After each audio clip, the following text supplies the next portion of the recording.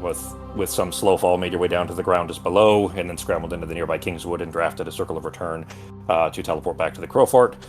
You've got Avar, Theodore, Garup, and a maimed Lieutenant Clover with you.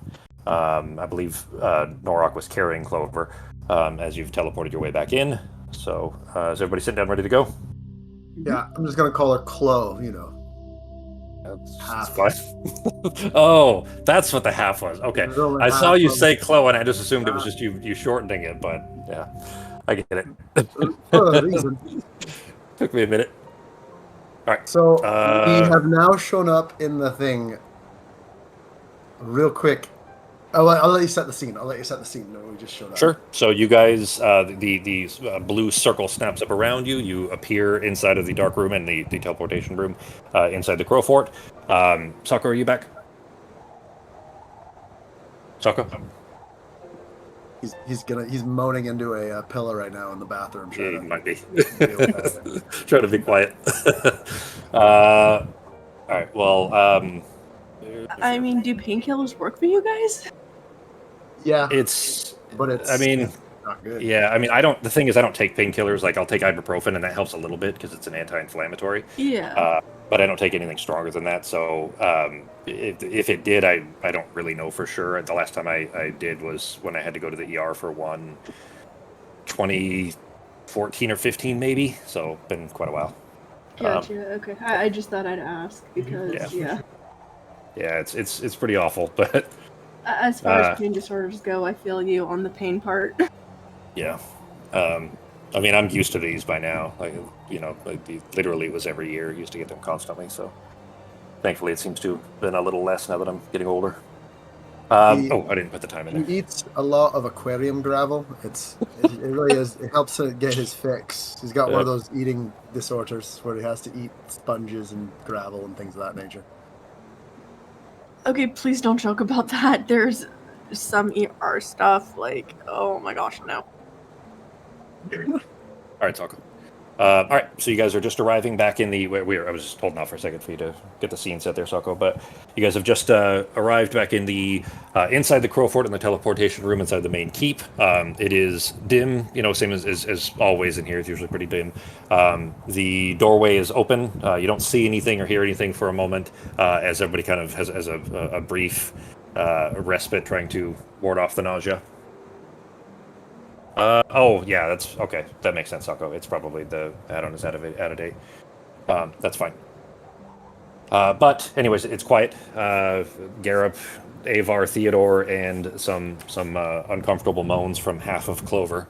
But otherwise, you have arrived in what you expect to be a safe place. So, what are y'all doing? All right, there's no one else in the room? Yeah, room's empty. All right, I'm going to... Oh, go first.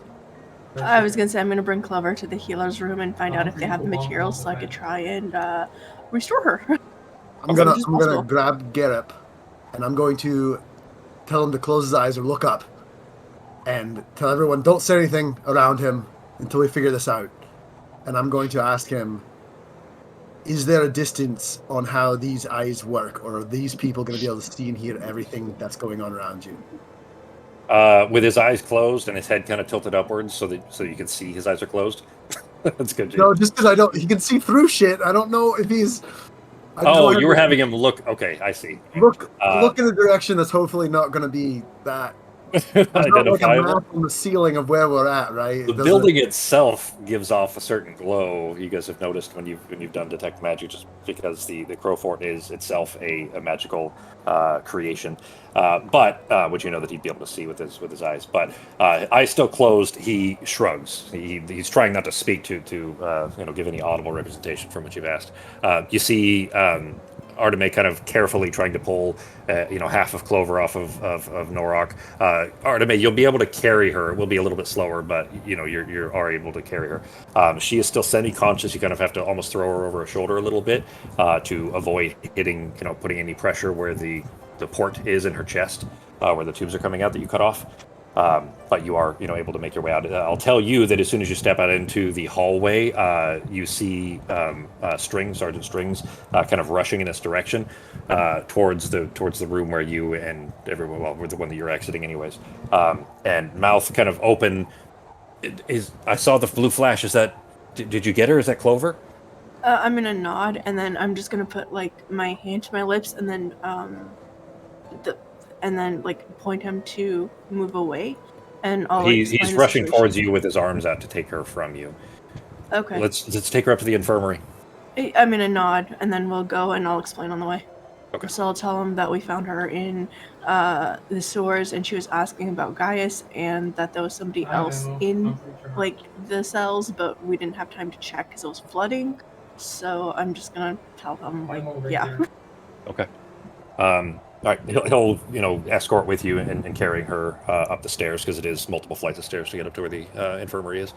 I'm going to ask Serafina if maybe you could go and find someone who might be able to do something about these, someone who might be able to disable whatever's going on here, as I kind of gesture with my hand towards Garrup's head. I'll go and see if I can't find Ozzy, I guess. See if he has any ideas. Okay. You make your way out just as you see Strings and Arteme making their way up, up the ramp area where the little kind of conical stairs are. Oh, and I'm also going to always ask Strings to send somebody to inform Pepperjack, I guess. Because, I don't know if Ozzy got my message or not, because there was no reply yet. You didn't get a reply, yeah. And that message was... It's been maybe 10 minutes at this point. Not a super long time, but enough that you probably would have gotten an answer by now. He says, well, we'll worry about that when we get her up there and get her, I don't know, in a bed or something. What happened to her?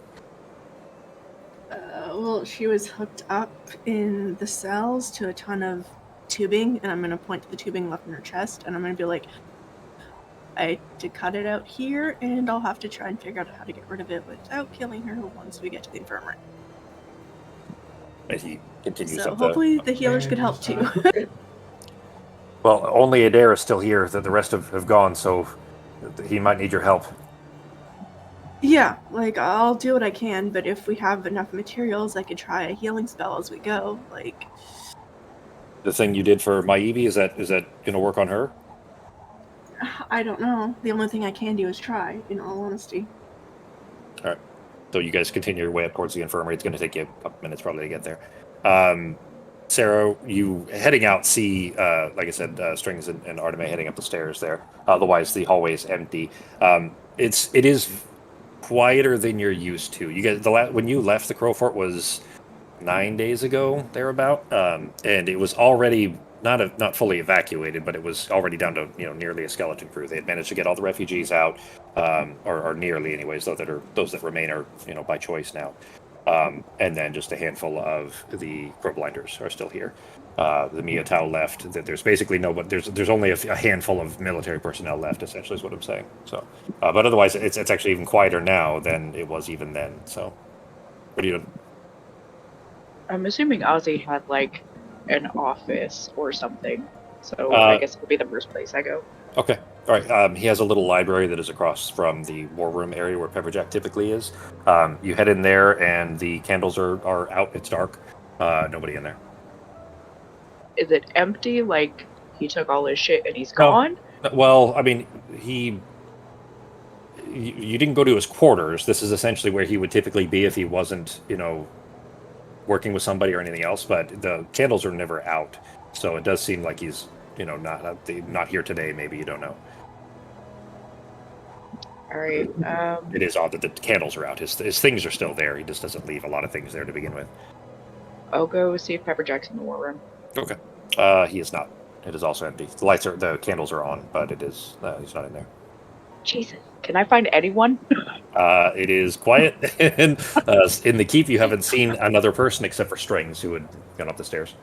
The first person I can find, I'm just going to be like, do you know where Ozzy or Pepperjack are? All right, so you rush, not seeing anyone in the central keep, you rush outside. It is blindingly bright and still freezing cold and pouring down snow from the portal in the sky that directly above. And you see a guard. You know his name is Cullen, but you've never spoken to him before. And you ask him where the commander is, and he says, "I thought he was. Is he not in there? He hasn't left the keep. He's got to be in here somewhere." Well, he's not in the war. Will you help me go find him? Because we kind of have a situation that we need some help with.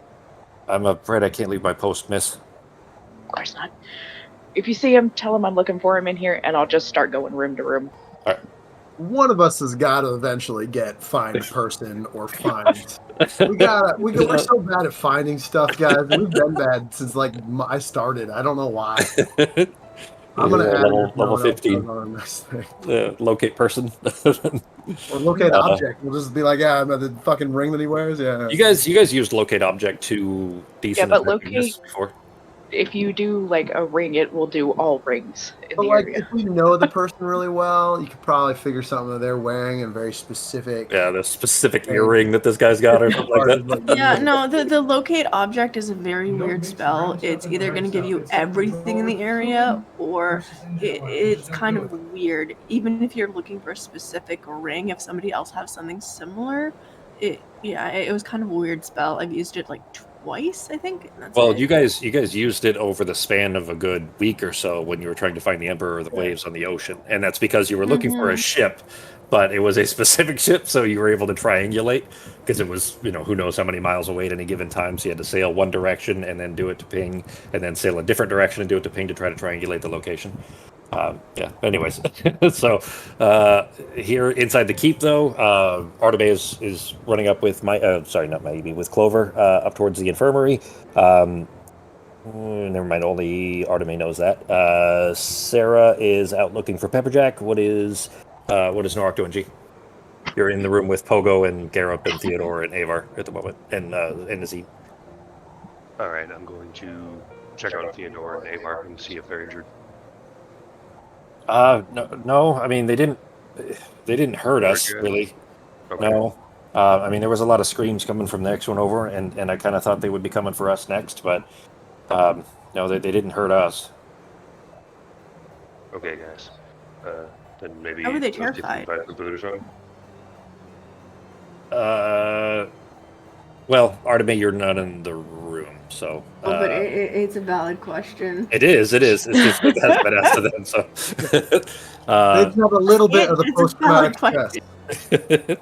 But I mean, unless you're psychically talking over the Rocky Talkies. What was your question? I'd be concentrating on Crover right now. Yeah. Yeah, if they're okay, I was going to see if maybe they want to go get something to eat or have something like that. You see Avar is still like extremely tense and holding this like club table stick thing that he's got. Oh, he's gonna have nightmares and stab one of us in his sleep. Yep. Are we safe here? Nightmares. Like, are we for sure safe here this time? Like, they're not going to come after us? They can't follow us through that teleport, right? Nah, we're pretty far away from where we were before. They're not coming for us. He and Theodore have both been here before. You've taken them to the Kettle Keep before too. So. Yeah. Also, you see Pogo's face kind of squinch up at the question because he's not 100% positive. I mean, are we? I'm totally fine here. I'm trying not to make that face, like, oh yeah, we're good. They haven't fed us since yesterday, so I mean, I could definitely eat something if we've got options. All right, we'll go track down some food and some ale then. Well, not for the kid, but He's old enough. He's old enough. This is France D&D terms. Yeah, exactly. How hurt is Garrett? Plus, he's right. Oh yeah, Garrett. Does he need to go to the infirmary? Garup is like near death. Yeah. No, Garrett doesn't move. We can't move him anywhere. I'm gonna go ahead. I'm gonna cast Healing Word at 5th level. Okay. Let me grab So his, he is gonna be healed for 19 hit points for Garrett. that will help. Yeah, That he should was basically at like 1 or 3. I think he was at 3. Since it seems like it would take a while, I would message over the Rocky Talkie that I'm having a hard time finding Ozzy or Pepperjack, but I'm looking. Okay.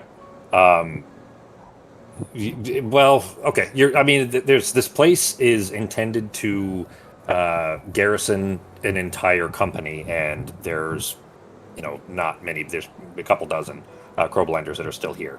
It's just barely enough to hold the place without the Vabians being able to just overrun.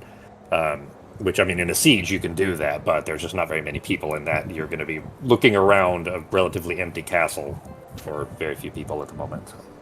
But I mean, also, real quick before Norak leaves, I'm gonna ask if he could get them where they need to go, I'm being very specific, not saying names, and see if you can find a thin bit of lead, just a thin piece of lead or something from the armory. Just bring it back. Might help us. All right, well, I'll go check on that first.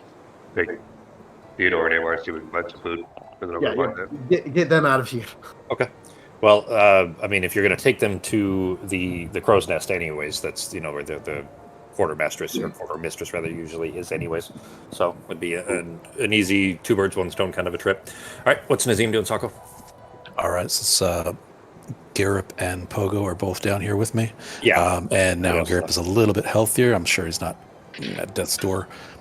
Is there a location that Nazim knows of that he can pick up Garrep, and I'd like to move him to a secure closet, nearest friendly dungeon, something that could separate him, keeping his eyes to the ground. Essentially, I want Nazim to take him to a secured location, not able to see anything, and I'll bring him food, I'll bring him water. He's not a prisoner or anything, but we need to make sure that the unwilling spy, because that's what he is, doesn't see anything or know very little. Not his fault. The most fitting. We probably need something with at least the usual, like a thick stone, or some metal, or. I hate to say it, but like a dungeon of some sort. Just so if he does see anything, it's really just stone and nothing. It doesn't divulge any information, really. You don't know if the Crow Fort has such a thing. You expect it probably does. You just don't know where it would be. Of the places you do know in the Crow Fort are the parapets, the towers, in the Kettle Keep, in your guys's, mansion thing. And those are secluded, fairly secluded. I mean, yeah, they are in that there wouldn't be like any usable details. There are 2 of them. Arteme has made one in her bedroom. In the basement. It's on the first floor. Oh, first floor. I mean, that he probably couldn't see much from there. Lots of cheese. Lots of cheese. That may confuse the enemy. We can take him to the cheese bath. Keep looking up there. Keep your eyes on the cheese. But I'd like to go ahead and take him to there and make sure that he's got food and water and he's good to go. But he needs to stay there, and if need be, I'll babysit him. Can you what? Carry him comfortably? I can't. He's the same size as me. It's a huge pain in the ass. I mean, Nazim can. I could carry him. Half speed, but yeah. All right, you carry. You just look straight down. Keep your eyes closed. And, you stood up. The floor. Do I have anything to shove in his ears? I'm just gonna shove some stuff. I don't want him to overhear anything. There are candles. There are with like melted candle wax on the wall. Oh, that's. You know what? That's actually not too bad. Yeah, I'll grab some hot candle wax and I'll cool it down a little bit, roll it in a little ball in my hand, and I'll just gently put it in his ears. So you owe me for this, Pogo. We're gonna get you fixed, but we need better than we were 10 minutes ago. Come on. Usually you got to pay for this kind of thing. Yeah, we can do that later. All right. So Nazim, Pogo, and Garrep are taking him to the cheese room. Arteme, arriving in the the upper level of the Crow Fort, the kind of airy, open windows. It's still very cold room here at the very very top. It is empty except for one person. You do recognize him. He's a class-wise, he's a cleric, but you do recognize him as a mage practiced in healing. His name is Adair. And seeing you coming up the stairs with strings, you and strings and Clover, he drops what he was holding a little block thing that he was working, but he drops that. Over here, there's a bed, and he kind of pulls one of these gurneys over. What happened to her? We found her strapped to the tubes here, like I'll point to them, and they were strapped up to the wall in the prison cells in the capital. So I did what I could to get her mobile to bring her here. He awkwardly takes his hand and puts it over her mouth. And he's kind of whispering this to you. She's the real one, right? We heard what happened. This is the real lieutenant. As far as we know, like I did like medicine check, and as far as I know, yes. As you're speaking, you see the hand starting to glow green, like a dim green light underneath his hand over her mouth. Has she been in and out of consciousness like this the whole time? Mm-hmm. All right, I'm gonna need your help. My Evie is recovered, so the thing you did for her seems to have taken care of it. I mean, she was fully intact. She's walking with a limp, but she's intact. So, if you think that'll work, at least we can get her stabilized first, and then we can worry about the legs. We could try that, yeah. You do I know just that don't it's have gonna. the material. Okay, so you do know that at least for Maibi, it took multiple casts essentially, but it was you kind of maintaining, I guess, the spells during the while the other healers were kind of keeping the regular healing going, and you were having to cast regenerate multiple times Yeah. to get that done. What is I don't remember what the material is for regenerate. Is my keyboard not working? There we go. Let's see. You don't remember, I assume, Fox? I don't remember off the top of my head. I'm looking at my spells, but I need to find regenerate. I wish there was a search function. It definitely needs to be, yeah. When I do so there's a huge Foundry update to jump up to version 11. That's how long it's been since the last big tech update. Anyways, it just came out. I found it. It's 7th level. Very well, that's material you have. You've got those. Okay. They're not dollar costs, so they're materials that you would just have. I thought I was using greater restoration. Well, for limbs, you would need regenerate. Oh, Greater I'm not seeing restoration. regenerate. At 7th level. You'd have to prepare it too, which you don't have prepared right now, actually. So you're gonna have to do that first. Okay, yeah, and I also have to get some of my spell slots back because I ran out trying to get us out of there. Yeah. Okay. Yeah. So I'll have to But you that. do. I mean, you know that Adair is competent enough to kind of maintain and keep her, on the mend, and then you can worry about the others when you have the preparation for it. Anyways, what was I saying before that? Sorry. Well, we'll come back to that because it's going to take you a bit anyways, Arteme, to be able to... Okay, so to my get the plan process. is to change out the spell and have like a whichever rest I need to be able to get spell slots back. It would still be a long... yeah, you get yours back in a long rest. Nazim is the only one who has short rests. Yeah. So, Which I need one anyway from our little adventure. You do. It is. You could. I mean, it's a little early. It's not quite 2 p.m. just yet. But you could rest before too long here. To make that change out and everything. So, Sarah, we'll jump over to you then. Looking around, you haven't found anyone, but you do, as kind of checking room after room after room, find a room with a bunch of notes that you imagine these must be Pepperjack, because it looks. You know what? Actually, I'm not sure if you've seen his writing or not. Actually, the room. I think we have, because when we went in once, he was writing something. Yeah, but it isn't down. the same necessarily as being able to recognize his handwriting, though. But I'll say that there's enough material in the room, his things essentially, that it looks like he's been here recently, and the torch, the lights rather, rush lights are on. I guess I'll just start skimming notes to see if he wrote down that he's going somewhere and just GTFO'd and left us. Okay. Maybe he's going to fix his mother's basement. God. Pardon me. I mean, you guys repaired it enough. We did it. Down there like Decent job. Jesus Christ, she's just banging a hammer against it. She's teleported yelling all at the way him. there. You need better friends. Ones that don't show up in the middle of the night, destroy the basement, and then eat all our food, and then leave. Disappear. All right. Give me an investigation check, Sarah. Ben will be jumping over to you next.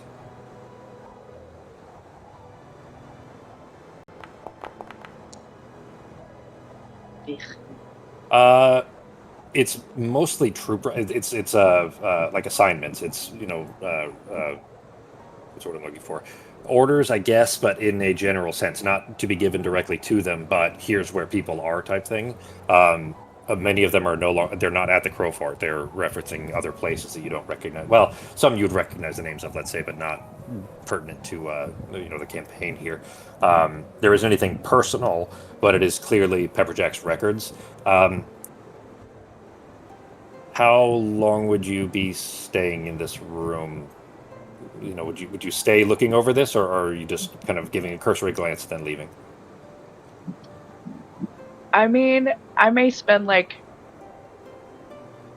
5 minutes, like maybe 5 or 10 minutes, just kind of like digging through, looking for anything that he may have left. Does it look like he was in the middle of writing stuff and then left while he was writing shit? Not like he was interrupted, if that's what you mean. No. Okay. Yeah. I mean, there's a quill and ink out, but it's not like, you don't find a page that's halfway through a sentence or anything like that. All right, then we will come back to you in a minute then if you're hanging out there for a minute. Norok, you make it to the crow's nest. It is empty. You walk into the place, and the rush lights are lit, but it is otherwise like empty. You don't see anybody. No noise. I'm going to ask, anybody working today? There's a clang back behind the big kind of, I'm saying bar, but it's not bar. It's like a big bar that, soldiers would sit at to eat. That usually Rook or whoever's, running the quartermaster at the moment would, anyways, back there in the back, you hear a clang. Yeah, I'll be out in just who is that? And you see the curtain kind of opening just a little bit and somebody peeking out, and you see Rook, the quartermistress. Okay. Peeking out. It's me, Nora. I'm sorry, I hadn't seen anybody else for I don't know, a few days at least now. Didn't recognize your voice. What can I do for you? Have anything to eat by chance? Well, Theodore kind of puts his fingertips on the top of the counter and kind of steps up on tippy toes trying to look over it. She's a nice looker. We've got some stew. I mean, it's not much. There aren't a lot of food coming in at the moment. All right, that'll do. And do you happen to have any ale on hand? Well, we've got plenty of that still. And a soft drink for the little one? Just hang tight, I'll bring them out for you. She goes back to go grab those. It is otherwise empty, though. You didn't see anybody except for a couple of guards stationed at different corners, and then 2 guards at the front gate. You haven't... never mind. Yeah, you wouldn't be able to see anything else, other than trudging through the snow and the normal kind of interior section of the Crow Fort. You just going to sit down and eat with MG? Yeah, and just going to kind of take a look around. Everything seems normal, right? It's just not too many people here. And Rook seemed normal. She didn't seem... No, she seems fine. Yeah. Okay. I was She going to was say she made seemed... of like $1,000. Yeah, there's... yeah, she bursts into a cloud of flying gnats. damn it.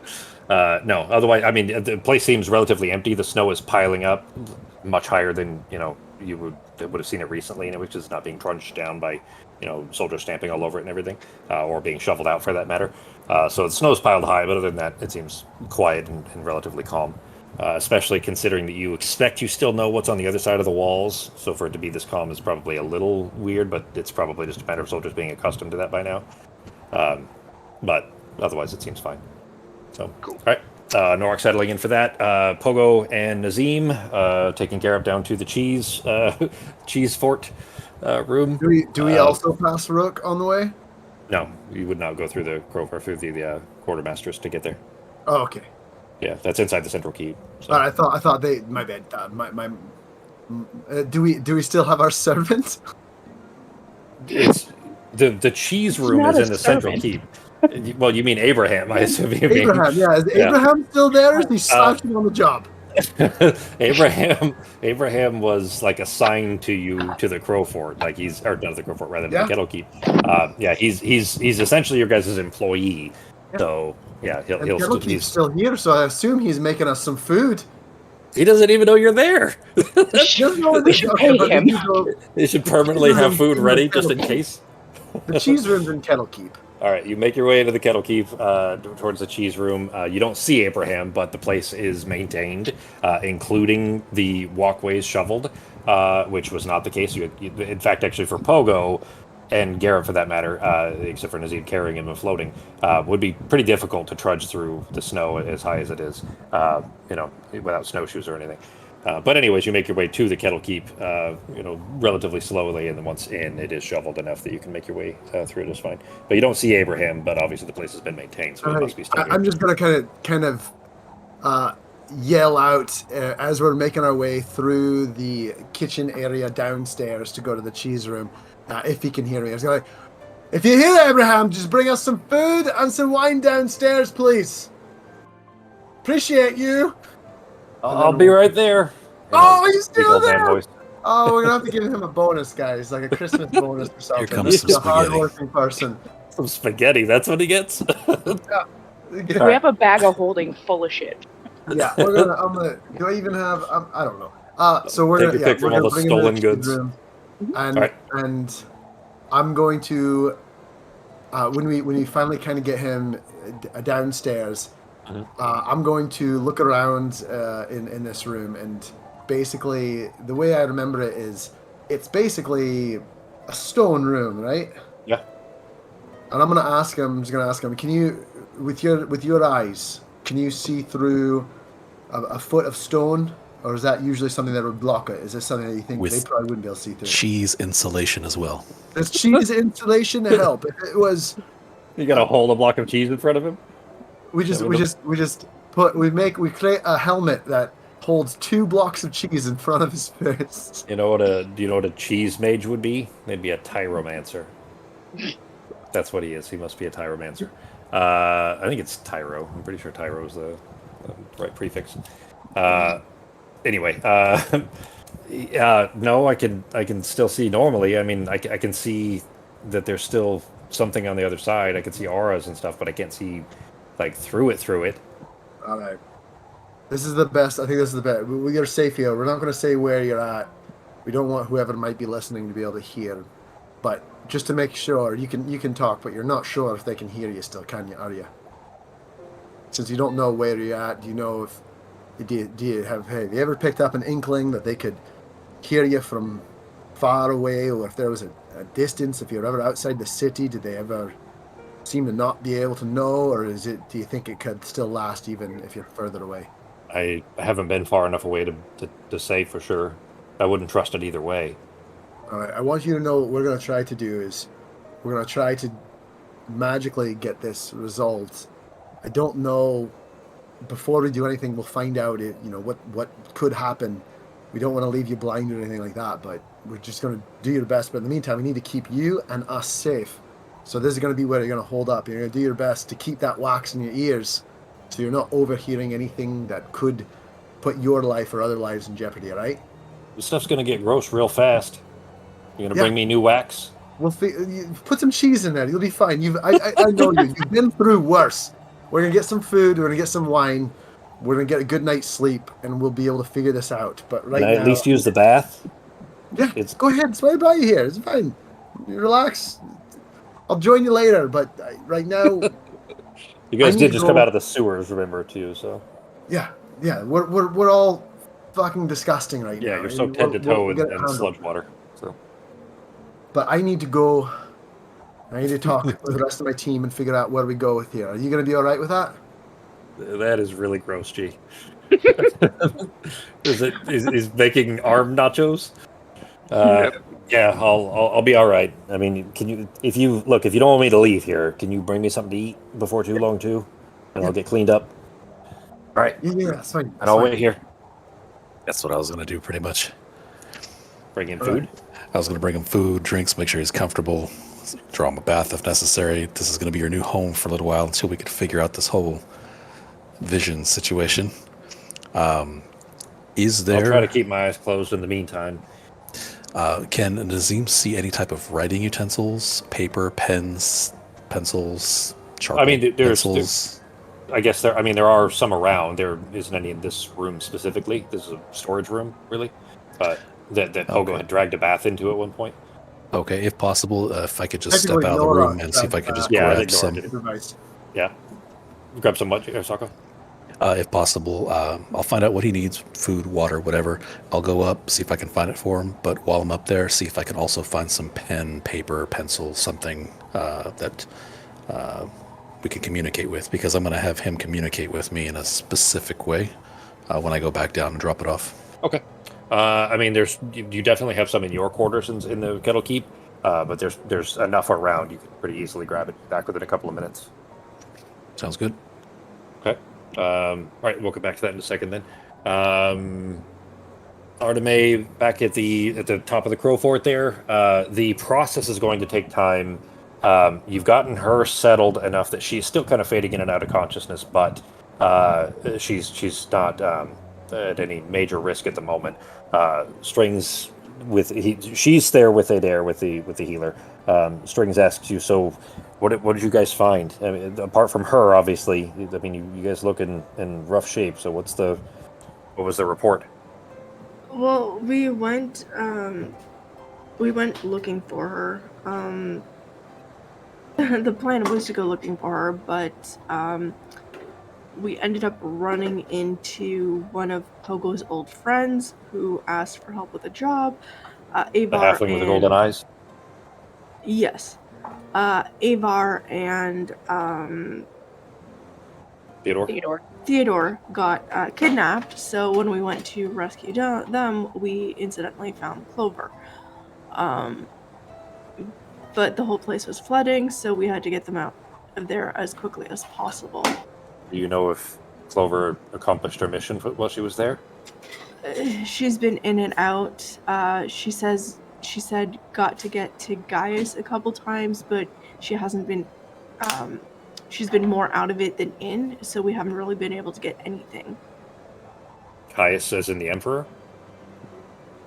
I can't say more than that, other than what she was saying. Well, then we'll probably need to get this to the commander at the very least. I sent a message to Ozzy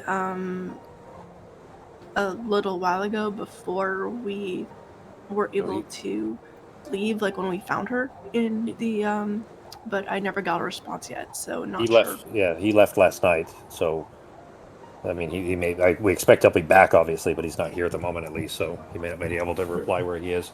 Mm-hmm. He had some conversations with Maibi and then was gone, so unless you have anything else you need to do, let's at least get what information we can to the commander. Yeah, I'm gonna have to rest to be able to help her.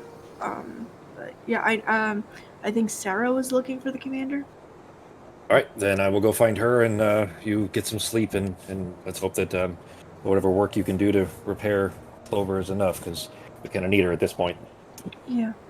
All right, and he rushes towards the stairs to make his way down. So I'm going to go into a trance in in a There corner. in the infirmary? Okay. While the cleric is doing work, this way here I could start on the regeneration as soon as possible. It'll still take you the 4 hours, so you're going to start that now? Okay. Yep. All right. Then, Sarah. Well, it's kind of what I was getting at there, and how long you were going to be waiting there, is whether somebody would be able to find you or not. Just 5 minutes or so, just trying to find anything that might indicate if he had gone somewhere, and then if I can't find anything, I'm just going to keep searching rooms. Okay. Well, you hear heavy boots stomping down the stairs and then down the hallway towards you, and you hear a shout of "Commander!" and there's a pause. Oh, Lady Sarah. So, he's looking back and forth. Where's the commander? I was gonna ask you. I've been looking everywhere for him. I can't find him anywhere. I've checked the war room. I've checked all the rooms up to this point. No sign. I guess I'll have to track him down then. Have you seen Maibi at least? Did she come by?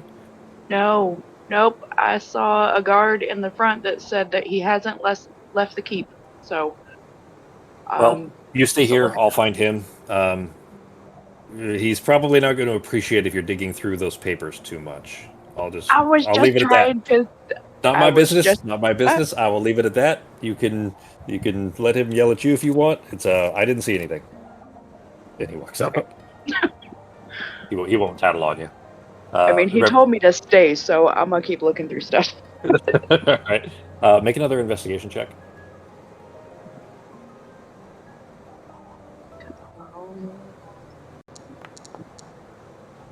Oh, much worse. Oh, Yeah. well, Not a lot much worse, but but not good either. There's plenty. There's a whole lot of these like reorganization orders of sending people back and forth through the. You guys remember that the Older Rock is still being channeled, right? You guys remember the Older Rock? That's Oh, been a couple of years vaguely. now. That is Barely. the small like castle tower shaped arc, a powerful magical artifact that you guys recovered from the ship off of the ocean, and then Pogo tried to carry it, and then you guys brought it all the way back here, and then they've been using it to maintain the storm to keep the Vabians out. So, yeah. So they had a circle of mages that were surrounding it that were using it to channel to keep the storm going while the mages were passing out from exhaustion and all that. Anyway, so there are notes anyways that they're using that obviously to be able to send people back and forth while having very limited staff still here. Nothing significant or important there that would identify what else is going on at the moment, as far as you can tell. So, right. Yeah, I'll just sit down, I guess. I've got message for like 120 feet, so I'm just gonna like start going in a circle and just sending out a message in every direction. Okay. I was wondering if you guys would start trying to do something like that, something to try to, ping in a magical sense, or use the walkie-talkies or anything like that. In that case, then you kind of click the spell for me real quick. Because I think it's just, wait, do you have to point in a direction or something? Yeah, you point in a direction, and it's 120 feet, so I'm just going to, like, stand in the center of his office and just, like, hold my hand out and start going in a circle. Okay. Is that a leveled spell? Nope. It's a cantrip. Okay, all right, okay, that's fine. That's because there's an awful lot of wasted slots, but, all right. You get a response pretty quickly, one of the times pointing kind of upward at an angle. Sarah? Ah, back in the found you. I've been looking everywhere for you. Where are you? I'm on the third. Well, what is it? I assume you guys are back? We found Clover. We have... is there anybody here that can do, like, magic so someone can't see through somebody else's eyes? Because we kind of have to fix that problem. Maybe my Eevee. I'll be there in a minute. All right, I'm in your office. Looking at all your stuff. I don't know what this prescription's for. It's kind of weird. I'm just gonna sit down in one of it, not in his chair, but just in one of the chairs in his office and just wait. Yeah, it's a small office. There's only two anyways, just his and the other. The I'm war going room to also go on the Rocky Talkie, just as so you know, as soon as I'm done with Gareb, I am going to or at least I'm going to try to get Nazim to go with me, but I'm going to go over the Rocky Talkies and say we need to meet. We need to discuss. We need to talk right now before I do anything else. And over the Rocky Talkies for the rest of the group because I want to meet up with everybody. Okay. I found Pepperjack. He's coming to his office. All right, so you guys hear that then over the Rocky Talkies. Obviously, Nazim, you were next to Pogo anyways when he said it, but Right. Norok, you're eating. Arteme is getting an annoying chirp in her ear as she's trying to trance, so you don't get a response from her, and then Sarah responds that she's in Pepperjack's office. Bad news for you, Arteme. I'm gonna probably go wake your ass up. Well, we got shit to talk about. You're gonna have to probably wait a bit. You all will say that 10 minutes goes by and everybody has time, Norok enough to finish eating. Norok, are you going to leave? I'm grabbing either a bottle of wine. Actually, no, I'm going to grab some hard stuff. If we have any hard liquor, whiskey preferably in our keep, I'm going to grab it and bring it with me. Okay. Are you going to everybody going to gather at the Kettle Keep? What's the plan? I'm going to meet at Pepperjack's office because I think right. Pepperjack needs to hear some of this stuff too. All right. Still not saying names, just, going Sure. there.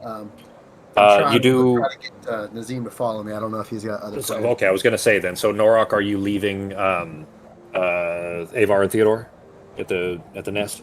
Yeah, I'm going to tell them that I'll catch up with them a little bit later, and I'll see them later, and they can go up to their rooms if they want or whatever they want to do, and I'll see them. Well, they're kind of on the opposite side of the keep. They're at the crow's nest, but the food, the mess hall, essentially. Okay. But anyway, that's where you guys would be, not at the Kettle Keep. But anyway, then you making your way back, you do kind of gather up with everybody, including Sergeant Strings and Pepperjack. But the office is a bit small. He ends up relocating everybody down. We'll say that it takes about 10 minutes or so to get everybody down to the war room. This fucking snow, that's so thick. Do you know how hard it is on me? Here. What? This is so hard on my tiny legs. I'm so cold. running through the snow. No one understands the struggle. I do. Nazim 40 power. I don't have my broom no more. Yeah, you're inside the keep, though. It's a little less snowy inside. Pogo was running around outside trying to, trench through the snow like a little kid. All right. Then, anyways, everybody gathers up, though. Strings says to the group, Lady Artemis is still up in the infirmary with Lieutenant Clover, and I think she's doing her head thing to try to, get whatever healing magic she needs to take care of Clover. Do I know if she can hear me through the one she's trancing, or is? It's the same as sleeping, so she would not be able to through the ruck, I'm going to politely ask Norok to. Do I have to walk through the snow to get to that area? Where Artemis is? To go get Artemis? No, she's upstairs in the. Okay, yeah, I'm gonna sigh. All right, hold after on. trudging through the snow, now you got to run like Hold 4 on. flights of stairs. I'll get her. I'll be back. All right, you make your way up the stairs. You see Clover laying on a infirmary bed with a dental healer over her that's channeling some green magic into her face. Very gently, just shake her shoulder a little. Actually, no, I'm gonna step out. I don't know if she's an angry sleeper. I'm gonna step back a little bit and be like, Artemis, Artemis, Artemis, Artemis. That is enough to snap you out of the trance, Artemis. Artemis. Really? I'm sorry. I appreciate your love of naps. I do, but we need to figure out some things first, and then you can maybe find it not just sitting in the middle of the room. I saw people giving you weird looks. It's strange, but you can continue this in a few minutes. But do you mind joining the rest of the group? I do. I need Russ to get my spells back to try and give help us Clover, 15 which is an minutes. ASAP thing. 15 minutes, and then we can. And it's going to take me 4 hours. How do I say this? Please? How do I say this? Come Fill on. me in later. Next time I see an animal, I won't cast a spell on it. I'll just let it do its merry thing. I will go vegetarian for an entire day for you if you just come join us. Fill me in later. You guys have the same information. Hang on 1 second, Artemis. There's a thing you might consider. Let me check something real quick. I gotta click a button on your sheet, so your sheet will look weird for a second. Give me just a second. There it is. Okay. I'm pretty sure this. Make a. I guess to see if you would think of this possibility or not. Make a. Not investigation. I guess just flat intelligence check with advantage. Artemis. Ability check, advantage. Yeah. You can just click on. There you go. That's enough. Tell you something here. You'd recognize that there is a certain time sensitivity to getting Clover's report to Pepperjack as soon as possible, and you haven't been able to get that report from her because she's not fully conscious yet, right? Hence you do the know, trancing. Of course, but you do also know that you have a means of communicating with her while she's unconscious, anyways. With that, and it is something that is specifically, I think it came with your circle spells, and it's something automatically prepared that you have. I mean, we could just knock her out real quick, and I could speak with the dead and then bring her right back. Well, that's unconscious isn't the same as dead. You'd have to actually kill her and then spend that. Kill her for wait, but if she's conscious, is she actually dreaming? She's in and out of consciousness. So I mean, if anything, Adar could keep her unconscious instead of letting her fade back and forth. you do feel like you'd be able to communicate with her that way, at least, which would be potentially useful in that you could get the information from her instead of having to wait the 4 hours first and then work on slow healing. You might be able to at least communicate with her in that state and then start the process of healing, because she won't be able to be but conscious while she's healing. would delaying the state hinder her survival is the problem? She's stable Because- right now. She's Okay. there's no risk of her dying I in don't this think- condition. She How- fell out of a building in the claws of a gorilla for like a bunch. I think if she could do that, then laying in bed and going into her dreams is probably not going to damage her. Anyway. So how would a sleeping spell affect her at this point? He wouldn't be putting her asleep. He would just be keeping her from waking back up. She's already fading in and out of Also, sleep on her sleeping own spell anyways. doesn't do any damage. Yeah, Okay, it's not so- even a coma. Although what I'm saying though is that once you do start the healing process, she cannot wake back up again. That's too painful. She has to. It's like you need her to be in a coma essentially during the regeneration process to regrow her legs. So you definitely Which would I not would want be to wake able her up. to, in theory, also be able to like do the dream thing there. But you're saying I should do it now instead. Exactly. It'd be better to do it before putting her into essentially do a coma. Yes. Yeah. Okay, well you're lucky because I have Also, one freaking level 5 I'm spell not left. gonna. Pogo wasn't gonna let you just do it. It's just gonna bother you because Pogo's kind of a dick, so he's just gonna bother you. And bother you and bother you. Well, I mean, Arteme could explain though that you do need to get Clover's report from her to give to Pepperjack. So Yeah. Okay, so I'm gonna do that then. I'll. One of the things I was going to talk to Pepperjack about is we need to wake her up, whatever we can right No, now, and get a we report from her. can't wait. She'd be in too much pain to be able to actually say anything. So what There's I'm gonna probably do? ways around it. If you know a way around it, that's fine. Okay, the way around it is I give her a sleeping tea, and then I go into her dreams and talk to her. Fine. Can you do that after we go talk to Pepperjack? You want to do that right now? I'm gonna do that right now so I could tell Pepperjack what's What happening. if Pepperjack has some specific questions? Do you know everything that we need to ask? Everything we need to discuss? Because all I know is that we just somehow ended up from the sewers into what I think was the palace. So the palace is the one running this whole fucking show. I'm also kind of getting quieter now, and I'm like looking around. in case there's a Gareth There's nearby. nobody here. There's fucking some like Well, we- Adair's in the room, so we had to escape the palace with some weird black knight guard covered in some sort of shadow walking through a storm. We had to jump out of the building, and we barely got out of there. We are in a situation that we were not knowing existed 45 minutes ago. Maybe we should let Pepperjack know, and he might have some more questions for her.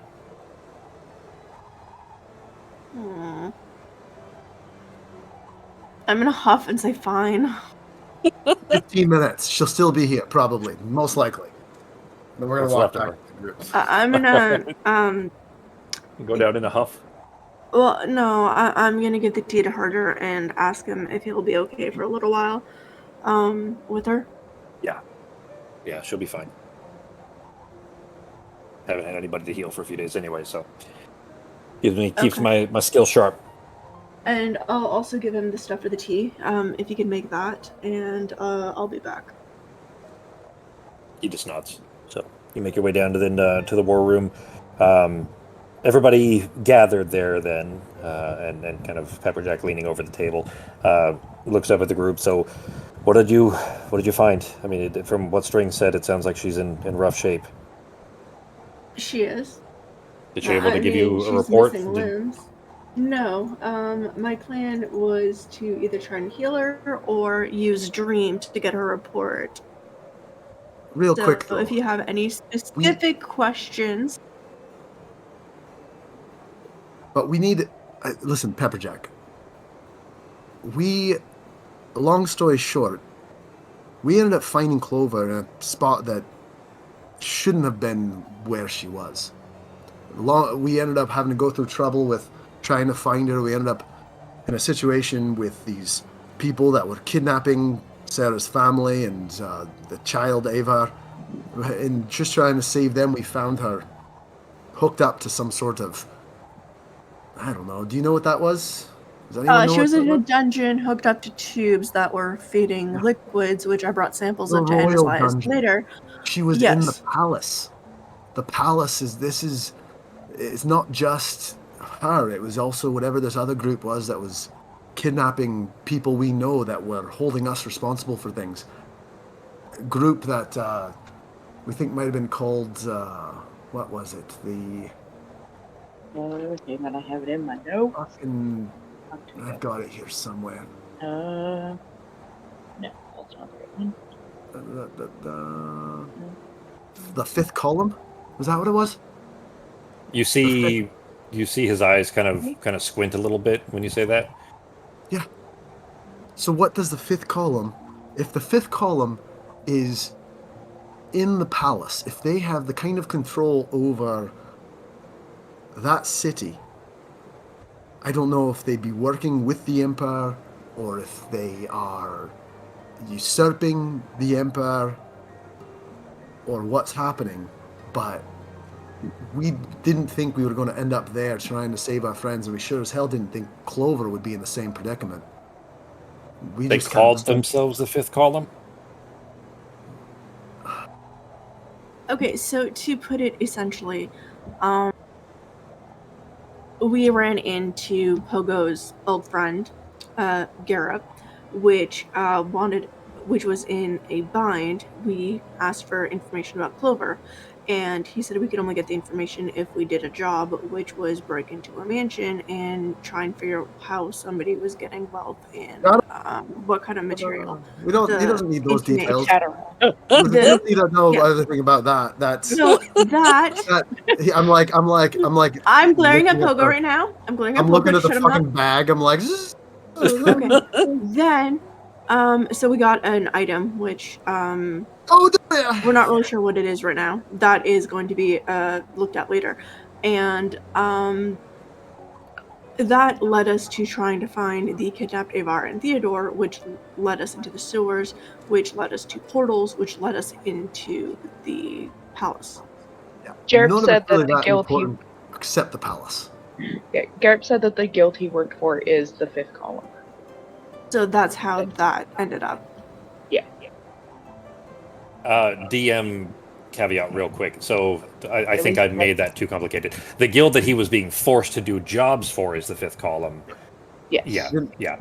That's not his guild, not the one that he normally belonged to. Just basically, and they're not a guild as much as an organization. Let's Like say a world, like the Illuminati. Yeah, they're also the people who, as he described it, had generic faces and were never the same person that he was speaking They're to. the melting people. They're likely yes, yeah, and I'll say that when you guys mentioned the fifth, that wasn't from Pepperjack. That was just me as the DM specifying that because Garrett has his own guild that he worked with that Pogo also worked with that are not the Fifth Column. So just wanted to clarify that. Then I need to fix my notes. Well, that's just that's the.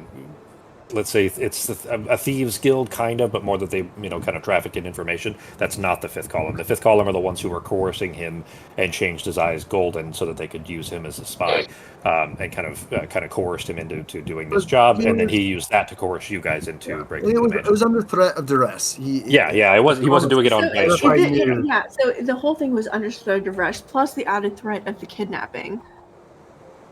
Yeah, and it was made clear to you guys that that's how that by Garrett really is that's how they operate really is they kind of force people into doing what they need. But long story short, the Fifth Column is either working with the Emperor, which seems strange to me, or is somehow I don't quite understand. And there is the possibility that the Emperor was hooked up to tubes in the dungeon, and because it was flooding and we had to get out of there, and our mission was Clover, we didn't have enough time to actually check everything. By the way, we tried to check to see if people were alive, but only didn't really seem. Only Arteme and possibly Nazim, because Nazim was in the room with Arteme for a little bit longer than the rest of you guys. No, sorry. Norok was. Nazim left earlier. Yeah. Nazim left last. That was a monkey. The gorilla was also with me a bit. Yeah, but the gorilla's not going to know. But I did do a cursory medicine check to see if anybody else was alive, and it didn't really seem like it. So you didn't get definitive results. He was alive. I'll tell you as the DM that he was alive. You didn't see if he died, but I'm going to go ahead and tell you that you would expect that he probably did, only because the room was filling rapidly with water, and there was no like way out for the water at that point. It was And already there filling was up. no time for me to get both Clover and the mystery guy. Yeah, I'm not. I mean, I'm not making a judgment call on whether you should have tried to save the guy or not. Oh, no, You no, didn't no, know who no. he So was, I'm just but yeah. telling Pepperjack that Oh, I worst see, case okay. scenario, the Emperor died in the cells. So Yeah, so. The ahead, one sir. guard, the one guard that we killed completely ignored us and was running straight for where Artemate had come from. So, guessing that was their priority. Well, here's the right thing. there. What I think we need to figure out is why did they have? Because if what you're saying sounds correct, this other person that you say kind of resembled the Emperor down there. Well, I don't know if he He was did or also not. hooked up I to didn't get a they chance hooked to up check. tubes and everything. Yeah, there was another body hooked up to tubes like Clover was. So we need to figure out what they were doing. If like maybe someone could look at Maybe figure out why that was that's set up that way. maybe that's how they make themselves look like the person. I mean, we already found a copy of Clover once, Mm-hmm. so maybe the Emperor that's sitting on the throne right now isn't really the Emperor. I think It's we a need to- possibility, but we'd still need more proof and or these are Clover's the kind of report. things So we need to if ask there's, Clover. yeah, Also, She Maybe kept Nazim's saying- clone would know. She kept saying must reach Caius when she Yeah, was but- coming in and out. maybe that could mean that she must reach him. Maybe she was trying to reach him in the dungeon, or maybe that wasn't him. She was trying to reach him for some other means, and just otherwise. Maybe she got caught trying to reach him. Maybe she reached him and discovered what was going on. We don't know. We need to figure this out now. I don't think we can wait. I don't feel if this kind of thing is already at the Emperor's doorstep, if this is actively going on in the Empire, I don't know how safe we are anymore. This is not something we were expecting to have to deal with. We were expecting something along the lines of an Emperor being mad at some of his soldiers and doing something almost diplomatic or politically. We weren't ready to be enemies with the entire Empire. If you're saying that he is dead, I mean, I will say that the handful of times that we've spoken in the last year, he's not seemed himself. He was certainly a more antagonistic towards our presence here, even though we were ordered here on his command. I'm saying it's a possibility. I'm not saying it's a definite. Well, if the pyres had been lit, the amaranth smoke would have been visible, and we would have been informed already. We would know if the Emperor was dead, unless what you're saying is the case. If he was being impersonated, and they're relying on that clone, that impersonation, to be him. If the real Emperor is dead, they wouldn't have lit the pyres. We In should that case. probably talk to Clover as soon as we can. Okay, so is there specific questions you want answered? Give me a list and I'll do the dreamscape. I mean, I would like to know if the person that you left behind there, if that was the Emperor, if she knows that, that'd be good. I especially, of course, need to know if her mission was successful or not, because I haven't seen anything about Zimra being removed from the situation or not. I guess start from there. I mean, if you can speak to her and it is actually her, then she should be able to give you all the relevant details from her report.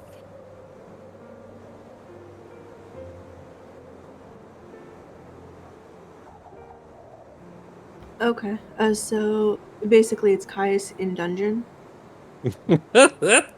That's good, Sako. Ben was just apparently watching some Aqua Teen recently, too. And then, so it's either a Caius in dungeon, her report. Which will include, Zimra's status. So, I don't know if you guys remember, because it's been so long, of course, but she was sent there specifically to convince the Emperor to rescind the outlawing of the Crowblinder so they could get out of here, basically, and just take the fort with them. but they've kind of mostly left anyways, but they're still under official orders and therefore have to leave the Crow Fort here, and Pepperjack essentially has to stay. So anyways, so she was sent there to try to convince him and ideally find some information as to why he seems to be listening so closely to his advisor, Zimra. She's the vizier. And kind of taking her word over his other, the military commanders and so on. Okay, so the questions are: was Gaius in the dungeon? Gaius, it's a C. Yeah. Yeah. It's fine. Caius? Yeah, Caius. Okay, Caius. sorry. And then Zimra. Any information on Zimra? So that's the basics. Yeah, and then those are the two big ones, and then what she knows about if it is Caius in the dungeon. I'm sorry, if it is Caius in the dungeon, then who is on the throne, and do you know what their plans are? Does it have anything to do with the fifth column? And does it have anything to do with the fucking? Oh my god, it's been so long. What are the bad guys called? The ones Which outside ones? the wall. The what? What? The Vabians? The Vabians. Thank you. I was blanking. So if it has anything to do with the Vabians, or if this Pogo has this weird thought that maybe when he was talking to Gerip or someone was talking about the fifth column being more of a like secret society of world changer type things, if I remember correctly, and like maybe they're not necessarily for one side or the other, but they're trying to push it in a certain direction to make whatever decisions they want to happen. But I thought they worked for the Emperor. Did they? They might have. Anything she knows about the fifth column as well. They are the subterfuge of the military, is what I have written down. Okay, so yeah, that's actually so that means so if they Even if they're the subterfuge of the military, doesn't mean somebody hasn't gone power hungry and is trying to literally take over the empire. that could have been a coup, but we need to find out if it's something separate or Okay, the so same as the Vabians. 'Cause it could just I'm be, gonna go into the dream trance and talk to her and see what I could get. what, right here. I'm gonna give him a blank look. I Right could go here. into. I went into Nazim's dreams from the hotel.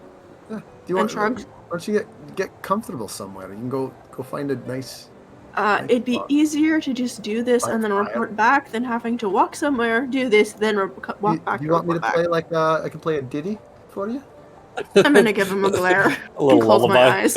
I'm just going to slowly pull out my Strings pulls off his broken violin off of his back. I'm gonna pull out my Is he still in here with us? Yeah. my ocarina of sentiment. I'm just gonna start playing a very nice melody on the ocarina. Okay. He's plucking very badly broken and not tuned and not tunable strings. If Trying to play a nice sound. if she's still giving me the angry eye, I'm just gonna stop awkwardly and just look around. Strings doesn't stop. He's sitting there like quietly, but mostly trying to just. All right, strings. not- We should just not do that here. I can't. He gives you a sidelong glance, kind of unslings it, sets it down. Before you transfer, quick, Pepperjack. What is the situation with the Crow Fort? There's almost no one here. Has everyone gone somewhere safe? What's the plan here? It seems different. Something's off. Just emptied out everybody that we can because the Vabians are getting less and less patient by the day, and I don't want to lose any more forces than we have to if they come crawling over the walls. All right. Did you by chance a few days ago hear like a ruckus or see a ruckus a few miles out? Where What there's are maybe you? A couple of Was those this flying creatures were maybe fighting. the ones that you something? shoved off of the thing? The ones ones that you shoved out? Yeah. into the nest Okay. of the I was curious if that's what you were asking about the lithomorphs that you shoved off of the side of the But I Sebastopol. have to it had nothing to do with us, though. You're asking about it out of nowhere. He didn't know you guys were nearby. We heard there was some scuttlebutt when we heard some scuttlebutt when we were doing things and stuff. There are frequent dust stops at the very least from the surrounding garrison, so we didn't think much of it. They have a lot of infighting amongst the different groups of Avians. It is mostly just the dead that's left, by the way. Like, you guys knew that from the last time you were here, anyway. So, yeah. They didn't. They're keeping inexpensive forces, let's say, out there. All right. Then anybody doing it's going to take Arteme a few minutes to go through this process. Anybody going to be doing anything through that time or just twiddling? If it's only going to take her, like, the dream walk stuff, is it in real time or is it pretty quick? No, it's real time. It's Real real time? time. Yeah, the dream itself, like the location where Fenarathis is and everything, that while their time moves differently, but if she's just using the spell dream, it's in real time. Yeah, it'll just be a quick. Basically, she goes to sleep. Well, casts a spell. She essentially falls asleep, trance-like, and then has the conversation, and then wakes. However long that duration is, when she wakes up, the same amount of time will have passed for everybody. I am going to stay just in case.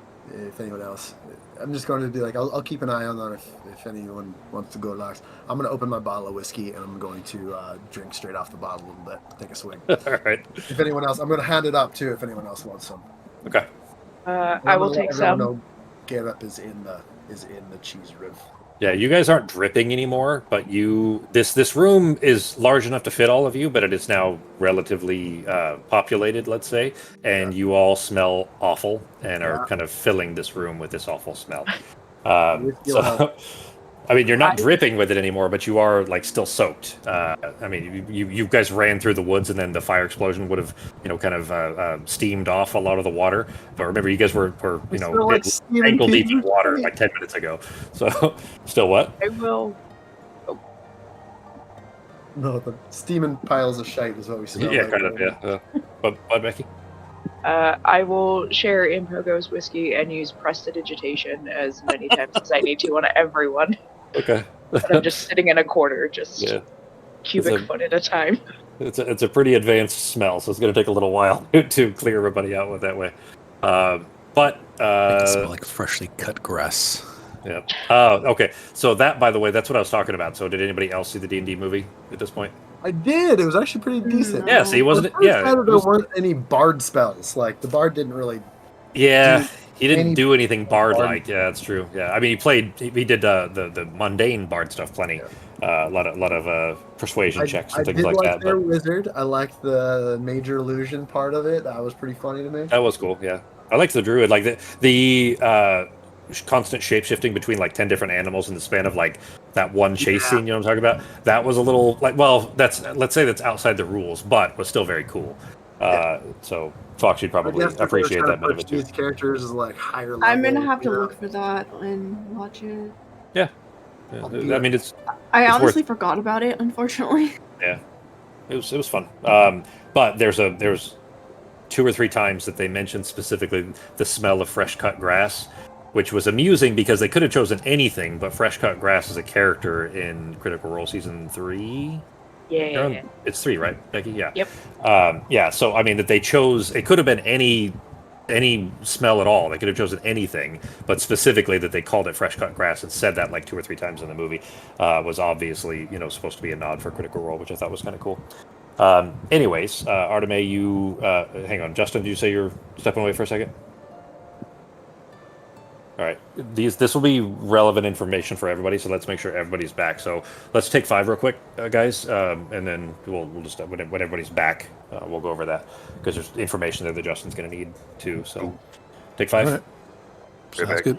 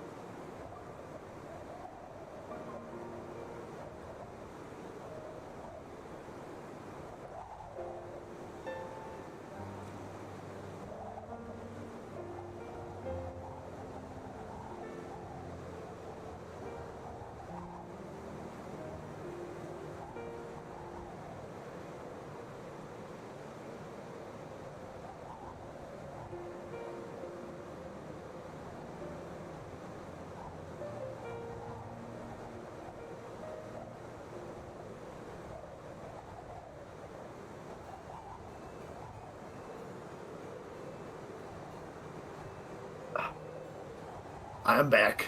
Yep. Just taking a quick 5, so because you're going to need this information too. So I figured we just take 5.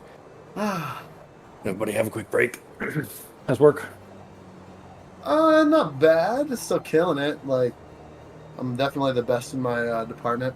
Yeah. I'm actually applied for ITS 1 spot as part of our ISO team, our security team, where I will actually do a lot of stuff having to do with like state regulated Department of Technology, like mandated security stuff, which is cool because it's very, very it's a very, very, very good look on a resume to know and understand all of that stuff. And I don't know if I'll get it. I'm already working with our ISO on a couple projects. He understands how to Wait, find all of the ISO's one requirements. person for you? Yeah, well, we only have 260 people total in our organization. Oh, okay. All right. So I have one ISO, but he's actually just got permission to get 3 people under him. That's one of the jobs I'm reaching out for. Oh, yeah. So it'd be a raise and a promotion. Even though I don't understand a lot of that stuff now, it's not that hard. This is his thing. He understands where to find the information, what the information means, and how to make it sound like he knows what he's doing, but he doesn't understand the technical side of how to do any of it. So right now I'm helping him. For example, we're going through a third party to turn on a phishing button in Outlook from a company called KnowBefore. Yeah, for reporting a phishing email. Yeah. Yeah, exactly. Yeah. But he has no understanding of how Implementation. to set it up in the back end through O365 add-ins, basically. So, like, he's already super impressed with me because I was able to do it in, an hour without any help from our third party. They sent one link with all the detailed instructions, and he was like, all right, you're probably going to need to reach out to them because most people do. And I was like, Are they an MSS or what they're just the vendor that, are you talking about just the vendor support? Yeah. So like the vendor Yeah. KnowBefore, they're like, oh, well, you probably have to have the meetings with them to go over it. And I didn't need shit. I was done in like 45 minutes. Nice. Good job. Not only that, but like, I don't know. I'm good at thinking outside the box. Like they were like, all right, well, are we gonna have to put together a training and have the training department put together videos because like a lot of people are really bad at technology. Like it's shocking, truly shocking. Yeah. And I was like sitting there. This is literally like 2 days ago. I was sitting there. I was like, we go through KnowBefore for other security trainings. Like they have videos where twice a year everyone has to watch these 10-minute videos on scams and spear phishing, et cetera, et cetera, et cetera. So I go through. I'm an admin for their side now because of I had to be an admin in order to enable this system. Mm-hmm. So I'm just like going through. I don't know how to do any of this, but I just taught myself, in a few minutes, how to create. How to add a group into their system. It's pretty simple, not too bad. I added myself to the group. I called it the Victims Information Security Team, just so that we had some name for it. Mm-hmm. Added myself to the group. I created what's called a training campaign. On the training campaign, I was able to scroll through all of their lists, and sure enough, they have a 8.5-minute PAB training for all the users of the Fisher button that's already fully done. Has a little 5-question quiz at the end. It covers how to use it, what's it for, the difference between spam and phishing attempts and all the normal stuff, and spear phishing and what it looks like and how to click on it, what it does. And then all within is this end user though, or is this like your team? End users, all end users. So you can assign that to them. If I wanted to, Monday, I could turn this on for all end users. All 260 people would get an email with a link, and it would be as a requirement. I could see who's taken it, who hasn't, and it would be done in that amount of time. This is something that they hadn't even thought of. And they were like, oh, wow, like, this is crazy. Okay. Like, I pushed their timeline. Their timeline to roll this out was going to be like 3 months. And we were able, with me, they're like, no, we'll be done in like 3 weeks. Like, did you, the application process for the ISO, team that he's creating then, did you get to, if not a resume, did you get to fill out anything that you can kind of make sure to point these details out on that you pulled this off? Yeah. I think it's cool because even though like they're not requirements, but what they want in the ITS 1 for this position is, like previous work as in the information security Oh, the field, generic stuff, just the regular stuff. all Yeah. the generic stuff where Yeah. no one, because this is an ITS 1 spot, it's one level above me. Uh-huh. Very few ITS 1s would want that job. Now the other two positions are ITS 2s, and that's a much higher paid job. So that I could understand people already having a few years, maybe being an ITS 1 for a year or two, and then going to that. But he already knows that like I can do anything he asked me to do. Like Yeah, I'll and you're figure it not brand new anymore anyway. I mean, you've been there now for 3 years, 2 years. out. A little over a year and a quarter. Shit, really? Yeah, it's not been a long God, time. I'm fucking awful with time, dude. It seemed like it had been a few years at least. I And started January 1st, 2022. wow, So all right, coming up on year a and a year. half almost. Yeah. Well, still, But- I mean, that's that you're even in consideration for it is that says something too. So Yeah, I think no, that plus the taking initiative and then solving a. Granted, it wasn't that complicated of a problem, but to them Yeah. it was, and you can write that at It's least. one of those things where it's not that complicated, but I know for a fact he wouldn't have been able to figure it out. Yeah, Like, that's it. That's what I mean. Is like, it doesn't matter really how complicated it is. It's a matter of either having the proficiency or the ability to kind of figure it out. Essentially, anyway. The same way that they're paying you for not for the how long it takes to do a job, but how long it took to learn how to do the job. That kind of thing. Yeah. It's like it's. I'm getting better every day. Like yeah, no, it's pretty cool. Like Good job, dude. yeah, and then I'm gonna also apply. I probably won't get it, but they opened up an IT supervisor 2 spot. I would be very surprised if I got it, but at the same time, if they give Outside it to of this guy, victim services, yeah, is- it's basically a like a larger state department. supervisor. It's a supervisor for the service desk. Oh, what the fuck? Would you want that? I don't know if you want that, dude. At least from my perspective of service desk. I do because right now we have no supervisor. Our manager, he's a supervisor a whole bunch of different departments, and he's in meetings 7 hours a day. So like when we need something taken care of, he's not good at it. Like he's a perfectly nice person. He just doesn't have the time to be a supervisor. Sure. And the problem with service desk is we are so scattered. We do so many different things, and they do not like us to take a lot of initiative to do things. They're like, just make sure you get approval before you do this. Mhm. The other day, I literally had to wait an entire day, an entire shift, just to get approval to put together a itinerary for training of a new temporary staff member. Like, I'm not even like I can't do anything unless we get approval. You can't even start training until that itinerary is done. Yeah, no, literally, Wow. this new person, temporary person, worked all day Thursday. Sat there doing nothing. Wow. Basically, did nothing because Yeah, the state's definitely an efficient use of taxpayer money. well, we just need a supervisor. We need so this guy we work with, Brandon. He thinks he's a supervisor, but he's fucking terrible. He's like so god awful. Like he's just a bad person, and he's not good at his own job, and he hates it when I have to call him out for like, hey, I'm like, hey man, and I do it really politely. I do it in a private chat in Teams, like, hey man, just a quick question, or something like, just a quick heads up, when you disable or when that person's last day, you still haven't disabled their O365 account, and you haven't removed their safe word AD group, so we need that license back for the next person. Is their AD profile not disabled either? No, we have so much stuff we have to do when someone leaves. It is You don't have like a centralized access group that enables and disables this like all of their credentials? no, because we have like 5 different subsystems, and none of them talk to each other. They're like, some of them are just web-based. One's called CalVCB Online Access. One's called CARES 2, which is a web-based application. We have Active Directory of O365.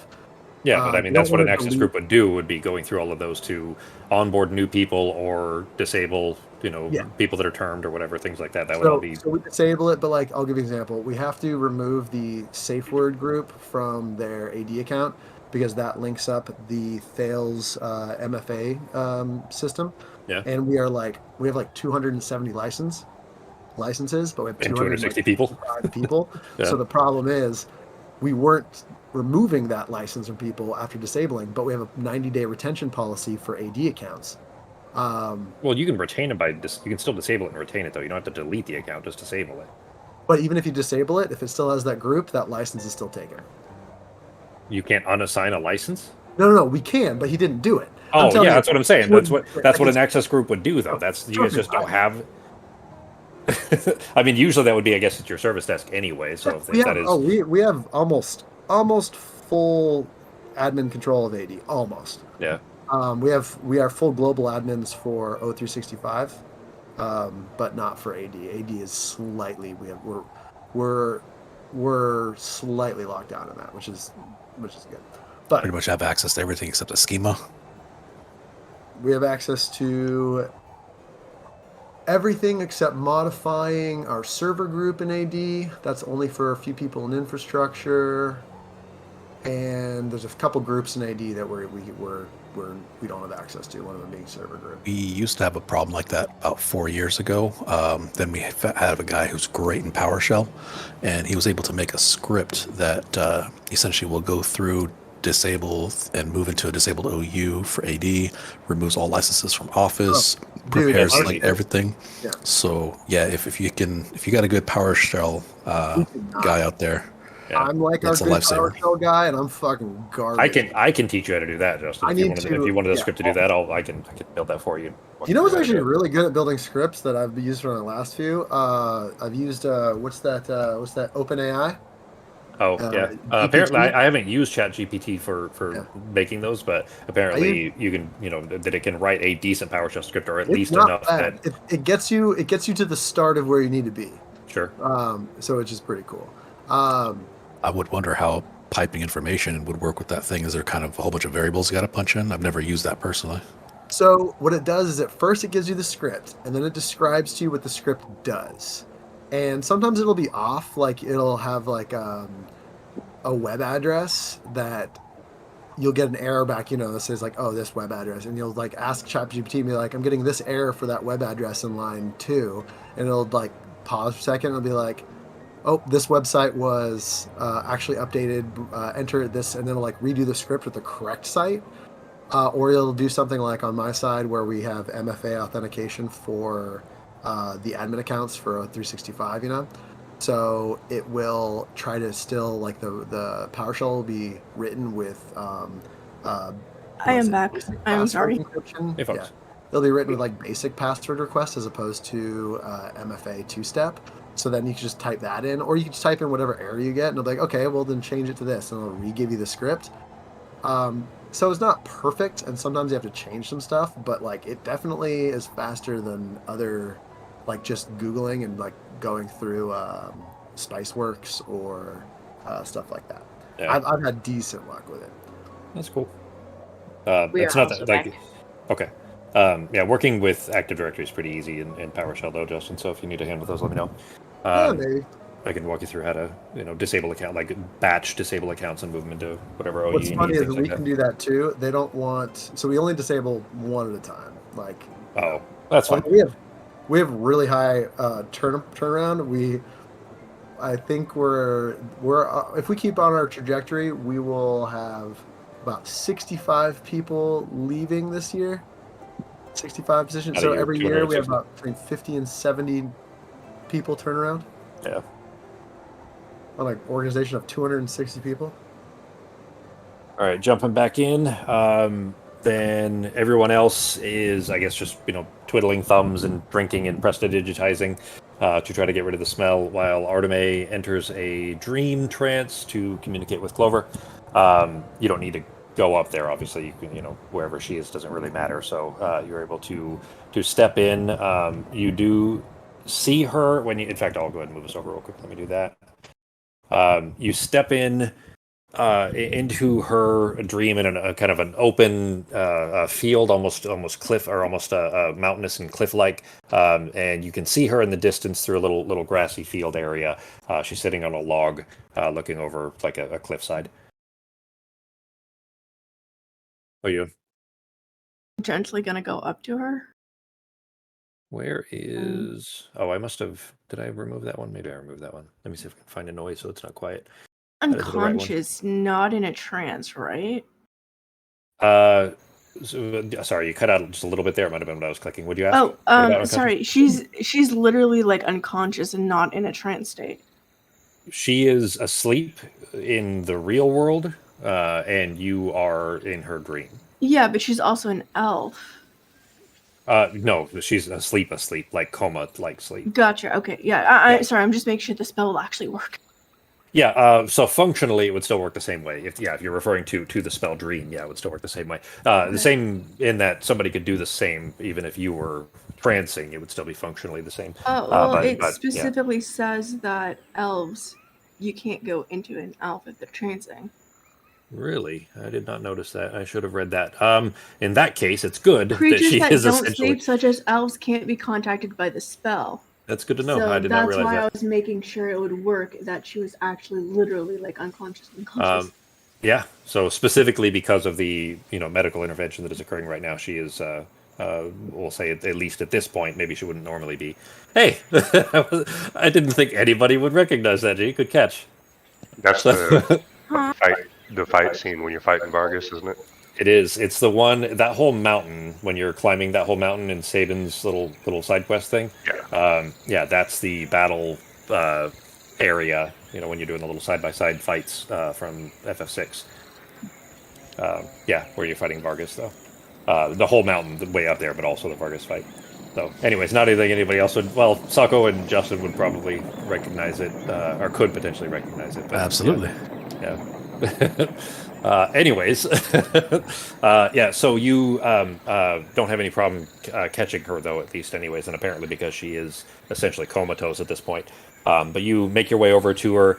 You see, she doesn't turn her head, but you see her left ear kind of rotate slightly, just a tiny, tiny bit. Just a small muscle in the ear that she turns backwards so that she can hear you.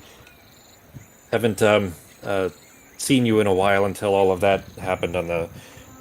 In the tower there. I was pretty frantic. Yep. How are you doing? It's a valid question, okay? She looks down and you see she has legs here. She says a little better here than there, at least. Yeah. The situation didn't go so well. The mission was troublesome from the start, but I certainly appreciate that you were where you were anyways, because if that water poured in like that, I don't think I would have made it. Did Pepperjack send you? Yes. So I imagine he has questions. Yep. So I'm here to see if I could get your mission report, if it was successful. Secondly, was Caius in the dungeons with you? She turns her head and looks at you, and her eyes go wide a little bit. So he wasn't as lucky then, I assume?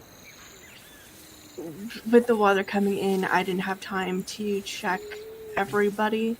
I tried to check to see if people are alive. It was inconclusive, so our mission was to get you out. She kind of nods and looks back down towards her feet. She pats the log next to her. I'll go sit with her. So, for the report then, for the commander, he's not going to be happy about it, but after arriving in the city, I forged some citizenry papers and made a disguise to get a job at the Amaranth as a scullery maid. He knows this, of course, but I hate doing dish work, but it's an easy foothold into most upper-class estates, and the Imperial grounds are no exception. One night, I had ingratiated myself with the Mistress of Whispers enough to get assigned to her private quarters for cleaning and the like, and when I was cleaning up her dining table, I dribbled enough toadshade and grave restraints into her evening wine that it should have rendered her paralyzed for hours, a day even, if she were of a normal, that's what I'm looking for. This is my brain fog, not Clover's. Word for constitution, there we go, constitution. Had she had a normal constitution, and I returned an hour later planning to complete my mission, and though her goblet had been emptied and refilled more than a few times, she was no less conscious. So I'd heard her chattering to her cat through her door, so I...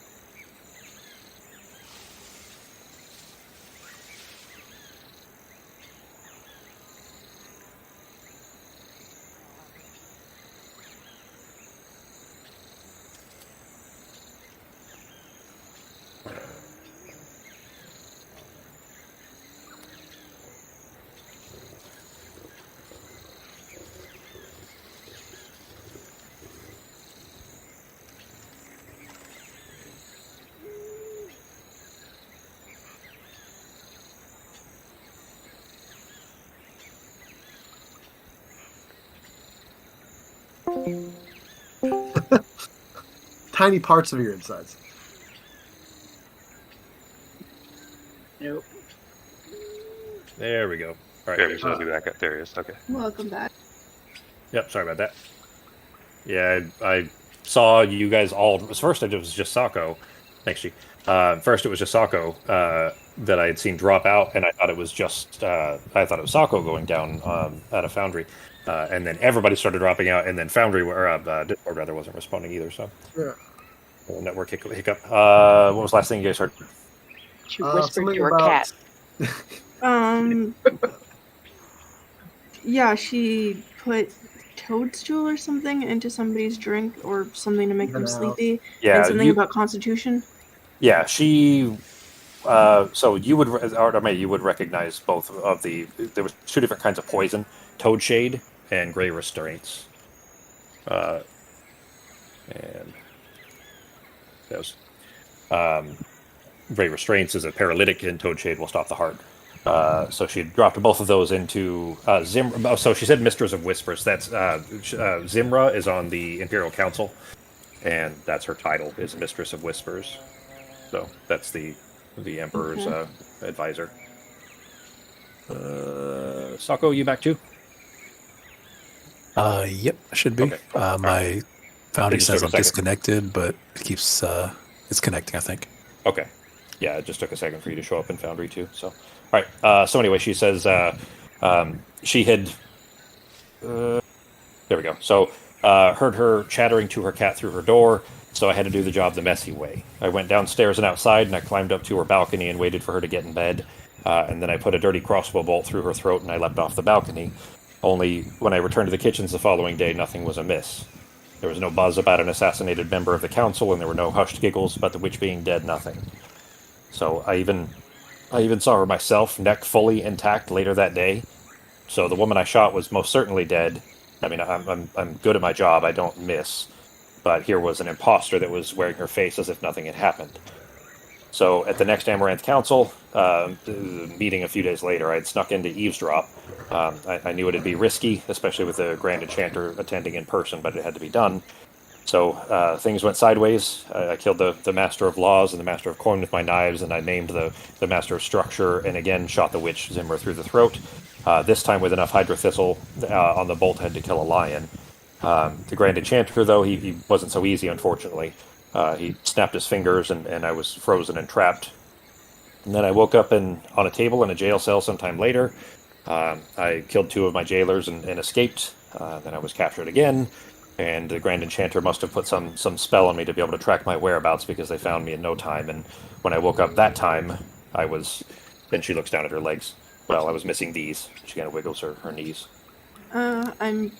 Once we finish here and I deliver your report, I'll be doing everything I can to try and regenerate you.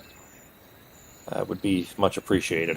I lost one once years ago, and it cost them quite a bit to rebuild it for me, so losing both of them would be really expensive, I imagine, so I would thank your efforts. Mm-hmm. So that's the report. Did you have any other questions? The fifth column. What do about you know them? about them? So the short of it is we ran into old friend of Pogo's from the Thieves Guild, and he got coerced by the fifth column to try and do a job which he roped us into. Avar and Theodora got kidnapped. When we went searching for them, we found you. And his friend was being coerced by the fifth column to do this, so Well, we went through sewers and through portals and ended up in the castle. Well, the fifth column are Imperial spies. I mean, they're the ghost group of the Imperial military. They report directly to Zimra. So if they're doing anything outside the bounds of Imperial law, it's on her orders. Okay. I have reason to believe that from what we saw there that not only is she not who she says she is, maybe she never was, I don't know, but you've heard about the melted people, right? All the tavern rumors and so on. We ended up encountering one that looked like you here, actually. She gives a very wide grin about that. I kind of thought they may do that. I hope it didn't cause too much trouble. We found it out before it could, hopefully. So the melted people, from what I've been able to gather, I mean, they had me unconscious for the majority of the time there with those tubes sticking out of my chest, which, good job on that, by the way, getting me out of there. I kind of thought I was going to be stuck at the very least, but if you'd yanked them out, I don't know if I would have made it, so good thinking there. But I think, at least from what I have been able to piece together, that the melted people, they call themselves the Gith, by the way, they're not here for us. They don't care about any of the peoples of our people, or humans or anyone else. And we're just in the way, and they're not here for us at all. They're here specifically pursuing another weird species, another not native species here called the Illithid. And they've been chasing them for countless eons, as far as I can tell. And at one point, who knows how long ago, there were millions of them that were enslaved by the Illithid, and the Gith have been hunting them ever since, trying to chase them to extinction. But my educated guess is that the hunger drew both species' attention last year, and the Illithid were, here seeking potentially the Idrolene, the artifacts, to maybe use as a weapon to defend themselves. Maybe, I don't know, but the Illithid found or created a thinny. You know what a thinny is, right? Yeah, we ran into the Illithid on the ship. The ship? Uh, That's no mind. That's you can tell me about it when I'm fully awake. I don't know how long we have in here, so.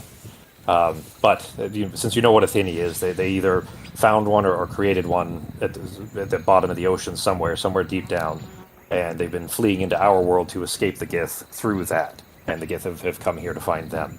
I mean, we know that the Gith are using their shape-shifting capabilities to infiltrate at least the Imperial government, and likely using their resources and influence to continue their pursuit.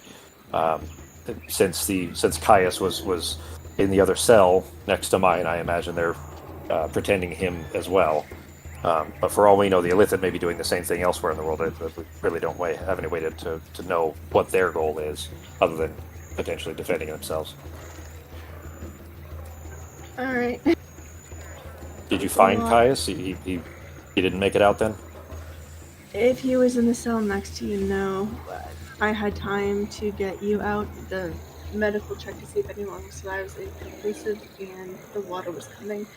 Getting you out was all I could do. Good thing we murdered that one guard, probably going to get him. I'll tell you though, as a DM, Norok was the one that killed him. Pogo, you punched him in the back, and then Norok killed him, and he gave off that same ozone smell that the other Gith did. It wasn't just a good guy guard; it was another Gith. Maybe without him being held alive, maybe they won't be able to keep up an illusion of an emperor. So. Yeah. Pogo obviously is not here for that, but that question, I would say, may be something that would cross Arteme's mind. So, Arteme, you know that you probably have another minute or two maybe with her. Do you have any further questions for her or anything? I guess it would be if she knows what the liquid is, like when they inserted it. Did they the tubes? Yeah, the tubes with the liquid. Did they say anything about it? They didn't, but from what I can gather, their communication is really gives you a headache just hearing it. So, I was between that and fading in and out, I wasn't able to gather a lot of information. But the purpose is to extract genetic material enough to make their clones, their shape shifting, more effective. If they don't have that, then the clones that they make, or the shape-shifting when they try to pretend to be someone else, may not have the right scent, and may not have the right vocal mannerisms, things like that. So if they gather genetic material from the person, then they can more accurately represent them when they try to fake it. So without the actual emperor. Yeah, that's the question then. Do you know if they lit the pyres yet? Is there purple smoke over the city yet? And we just made a circle and got you here. Back to Pepperjack and the 17 minutes. It hasn't been real long yet. if she says, if they were able to hide the Emperor, if you're sure that the Emperor didn't make it out and they're able to hide that he died at all, they'll probably try to prop up whoever their pretender is, at least for the time being, as long as they can anyway. But if that fake Emperor were to die, they won't be able to replicate another that is convincing. So that would probably be the next step, is to kill the fake Emperor if we can. She shrugs. She says, "That's Pepperjack's job. Not up to me." Yeah, okay. Thank you, and hang in there. We'll try and get you healed up as soon as possible. She winks at you and kind of bounces her knees a little bit. As long as I get these back at some point, I'll be all right. I'll do my best. Right. So you're gonna exit the dream? Yeah. All right. So you snap out of it. Everybody, you see Arteme take a deep breath, realizing that she exited what felt like a nice, peaceful, clean-smelling mountain cliff to then reappear in a stuffy, small room, still with Sarah still like 6 seconds by 6 seconds going through trying to clear up the bad smells out of the room of this kind of dank, runoff, stagnant water smell. I'll put us back in the Crowfort here. All right. So Arteme gasps back to local consciousness, let's say. Pepperjack kind of looking at you. So do you need a minute, or do you... I don't know how this thing works here. I'm just gonna relay that. Okay, so yes, it was the Emperor in the dungeons. So he's dead? He could have survived the drowning hooked up Probably. Who There's was water What the hooked fuck, Sako? I It's don't remember that movie. It's from Hot Rod. right? He came out of death, and first thing And he he said was yelled, Hoobastank "Hoobastank?" when he gasped for air. So the Okay. fifth column is under Zimra's control, and after getting into the city, Clover got a job as a scuttly maid. She tried using toe cheat and gray restraint into her tea, but that she heard the lady talking to her cat and used a crossbow to kill her through the throat, but the next day she was perfectly fine. She went to a meeting and managed to use another crossbow bolt through her, kill a few other people, but the Grand Mage ended up catching her, and that's how she ended up in the So dungeon. basically, that girl can't die. Whatever she is probably not human. They're most likely the melted people. The Gith? Mm-hmm.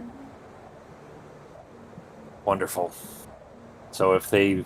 And we would have heard by now if the pyres had been lit. That they haven't means that either that wasn't the Emperor, but it sounds like it was from Clover's report, Mm-hmm. or they are impersonating him and propping this impersonator up as if he was the Which, real Emperor. without the genetic material, the fake would deteriorate after a while, and they wouldn't be able to recreate one if this one was dead. This is going to take some consideration then, because Mhm. with the Emperor gone and our banishment not repealed, we still can't officially leave here or re-enter the Empire, let alone...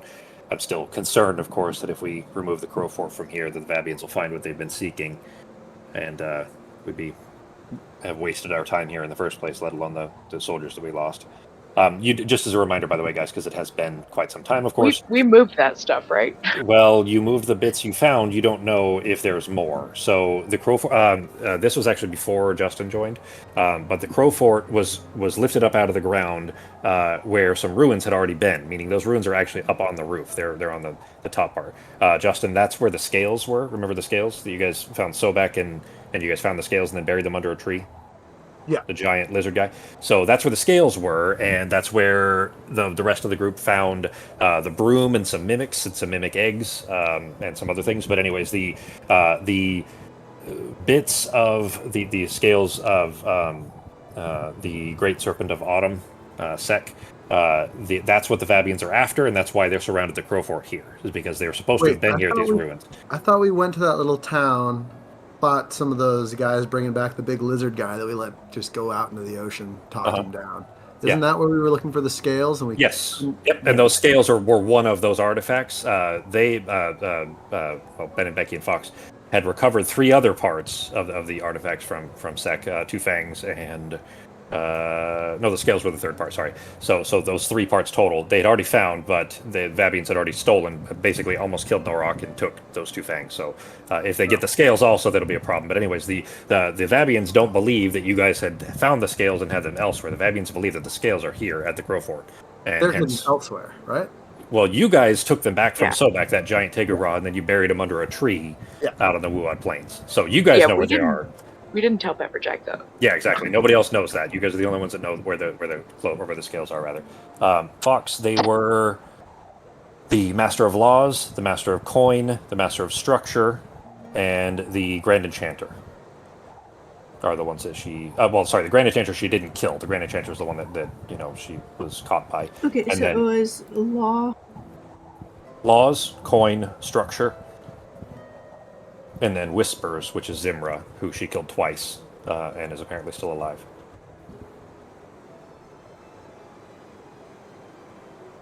You got those. So I'll put them in a note for you if you need to, Fox. Just let Oh me know. yeah, thanks. Sure. I'm slow at writing, so it's yeah. You're fine. It was as far as Pepperjack though. So I'm a little low on, let's say, quiet resources that can go behind enemy lines back into the city. I certainly won't be sending you guys for that. Although I appreciate that you may offer. I don't know that that's in your wheelhouse necessarily to be subtle, considering that I heard more than one report about massive fires in the city, a unexplained break-in that had your guys' fingerprints all over it. Yeah, we're not real subtle. Yeah, that was I'll certainly. be honest, we were actually more subtle than I thought we were going to be. Hey, you know what? I mean, you came back with Clover, and she's alive, and it sounds like It she's going was to be a rat. okay. So, I mean, the subtlety was kind of ruined since we rushed the plan with Avarn and Theodore The kidnapped. irony is we rushed the plan so that Avar and Sarah's father would be fine, only to find out I don't think there was anything we could have done on that would have made them release them. This seems like this clandestine organization is going to kill whoever knows anything about anything. And I feel like they're not going to hold up their end of the bargain regardless. it So seems best we could in the situation we it had. seems fair. I don't fault at all what your results were, your efforts were rather, since the results were at least successful. She's I back don't even think we and killed anybody in that entire house. We murdered maybe some other creature things, but I mean, you genocided the last remaining And parts of the also, species. Sure. real quick. No, we kept one alive. Yeah. And one got banished. Okay, so it's not genocide if you leave one alive. That's fine. Well, we don't really know what happened to the other. And in our defense, we're not smart enough to know exactly what was happening then. Yeah, that's fine. you wouldn't have anyways. There were only bits and pieces from the Vast Erudition that would give you guys kind of flashes of a memory of what these crystals were essentially. Yeah, in the moment, it was a lot happening, a lot of moving parts. Because they're gear folk. they're I don't know if that was the intent, but that was the pun that I took it as in my head, was that the moving parts are clockwork. Mm-hmm. So, anyways, and so that is a lot to process, let alone decide on what our next moves are. But what are your plans now? I'm gonna go trance and then try and heal Clover. Do you have an idea of how long it might take? I mean, it worked on my EB, so is it the same kind of thing for Clover? I don't know. I won't know until I start. Okay. I imagine you might be wondering where Ozzy is by now. I sent him a message about finding Clover and didn't get an answer, and we got here before I got an answer, so. He might be meeting with them, but well, while you were gone a few days ago now, my EB was recovered enough that she was able to kind of get up out of bed and move around. So she and Ozzy had been planning things and having separate meetings, and I don't know necessarily what all about, but from what my EB said anyways, they had a conversation last night. Ozzy was not happy about it and told her at least, and I don't know how he planned to accomplish this, that he was going to meet with the Exalt in Eifelstead. But how Ozzy has the social and political connections to get an abrupt meeting with the Exalt is surprising to say the least. I don't know how he managed to pull that off, or if he just planned to storm in and make his way into the office. I don't know.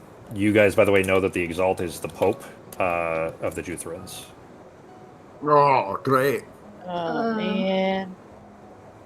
There you go. Well, at that's least the we have title one is the Exalt. more assassin now that's not completely dead in the water.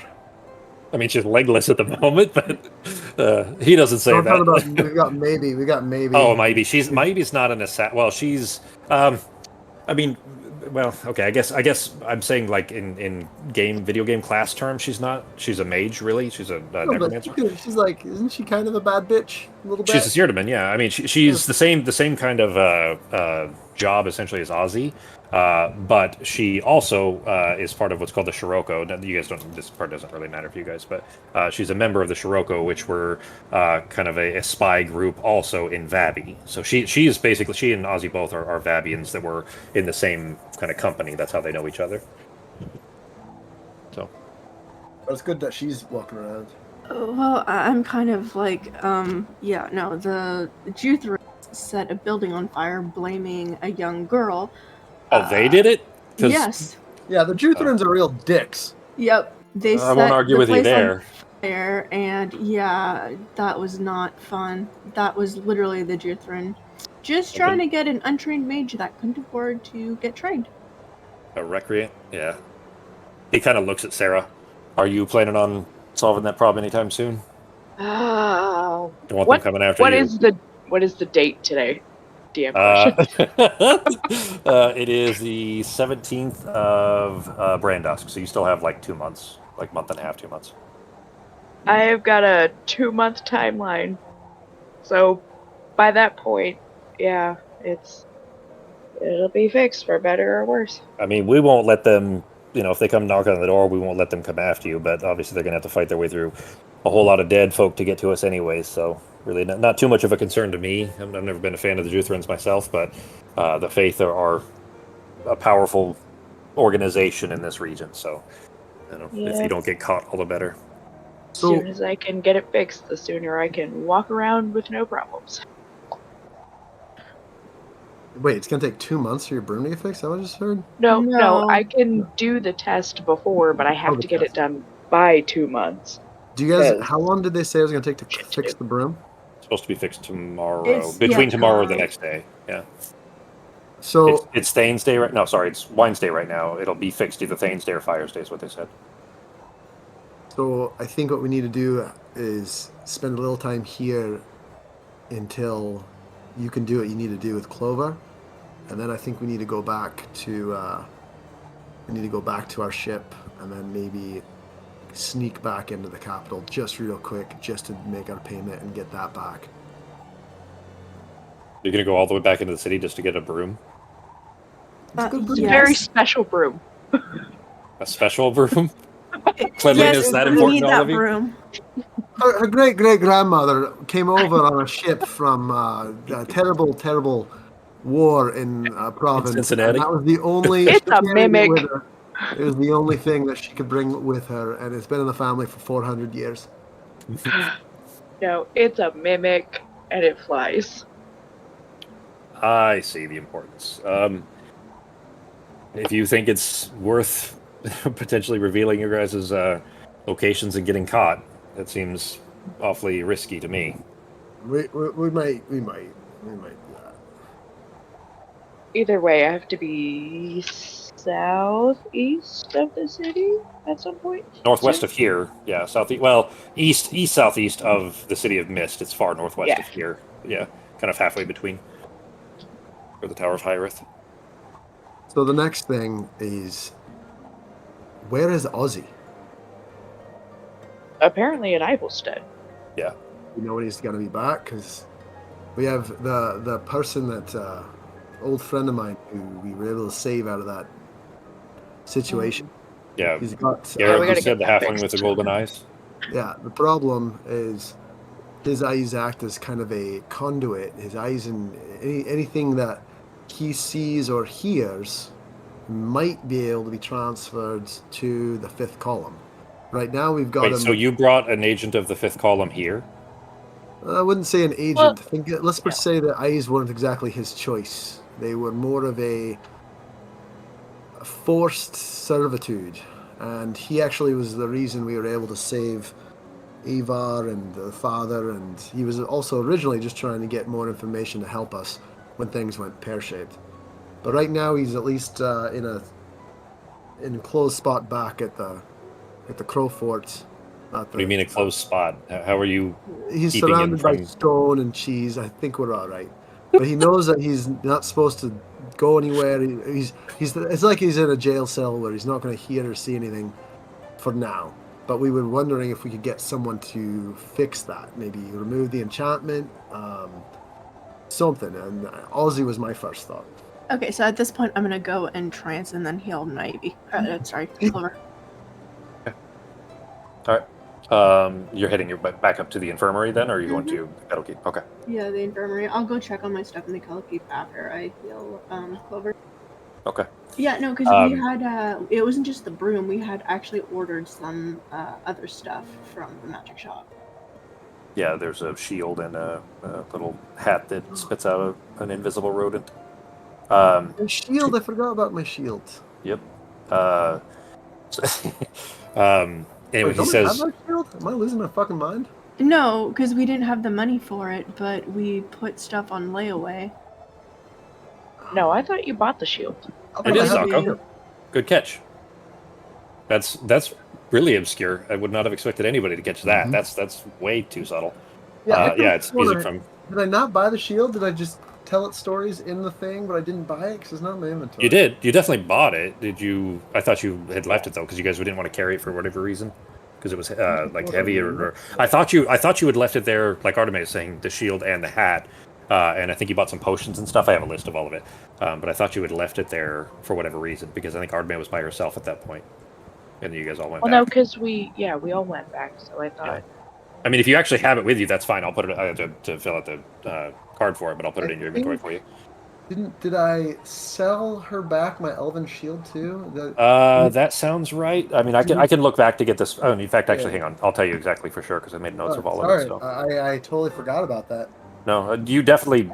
You made all those trades. I just thought you had left the stuff with her. I remember I was telling it different stories a couple different times. You did in the shop. I don't think you had taken it out to use it at any point. Did you? I don't remember you taking it out to use it anywhere. Shopping. You guys sold the augury scroll and the foreboding knife, rather, which put 275 gold down on the broom repair. Artemis bought the hat with the small invisible animal. Traded a ring for the shield of expressions. What ring was that? The thief's ring. Okay. Yeah. That you got from Toju's corpse. Yeah. Yeah. That was. I don't know if that was a great trade. Honestly, that ring was really cool, but Wait, that's still something. Pogo had looted a ring off of Toju, the Grandmaster locksmith. Killed by all those rats. Yeah, the elf that was dead on the rock, and you guys, ended up working with Missy instead. In a silent road. Yeah, but it was a rare magic ring. It didn't require attunement, and basically it was a little simple band that if you knocked it against a keyhole or a locking mechanism, it would extend a little sinuous thread out into the lock and automatically pick the lock for you. That's badass. Wait, why did you get rid of that? Pogo had it. Shield that I could talk to. Yeah, but Pogo traded it for a shield. So. What a sentient shield. But it didn't require attunement. Yeah, that would have been perfect to keep. Well, shit. Y'all should have spoke up then. They didn't know. You're the one that looted it. I don't think you're the one that looted it and sold it. I didn't even know it existed until Jeremy's now. sending me text messages of what shit does. It would have been this conversation. Y'all would have been hearing it. Okay, but I think he... Pogo knew about in a it. whisper or something? Yeah, he did, of course. I mean, he got the basic details that this is what it does. Yeah, I gave it. In fact, I'll show you guys exactly what the information is on it here. Okay, but if you got that information and we didn't see it, how are we supposed to know? We can't read minds here. So do you know how right now you guys are like, oh, I've never heard this information? Well, you did back on that same thing, and probably. I think Pogo did mention it. He just didn't read you the full details. That's what it is. It's disrupted in Discord.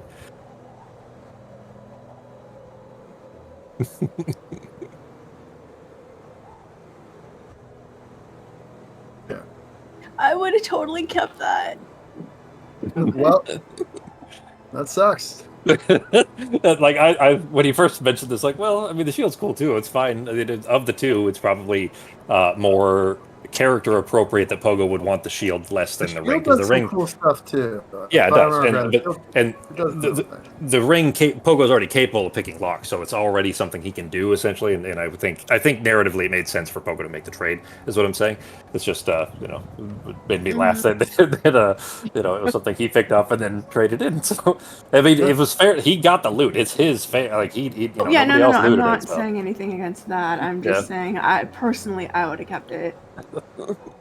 So anyway, but yeah, so I at least had I didn't make note of that you were going to be taking. I thought you would leaving those behind, but if you did carry the shield with you, that's fine. I'll put it in your sheet for you too, and the hat. Maybe it was on some weird switch between versions, and so maybe it just took a while to get. It might have been. That was. I can tell you when that session was. That was in August. Yeah, it was August. So it's been a little while.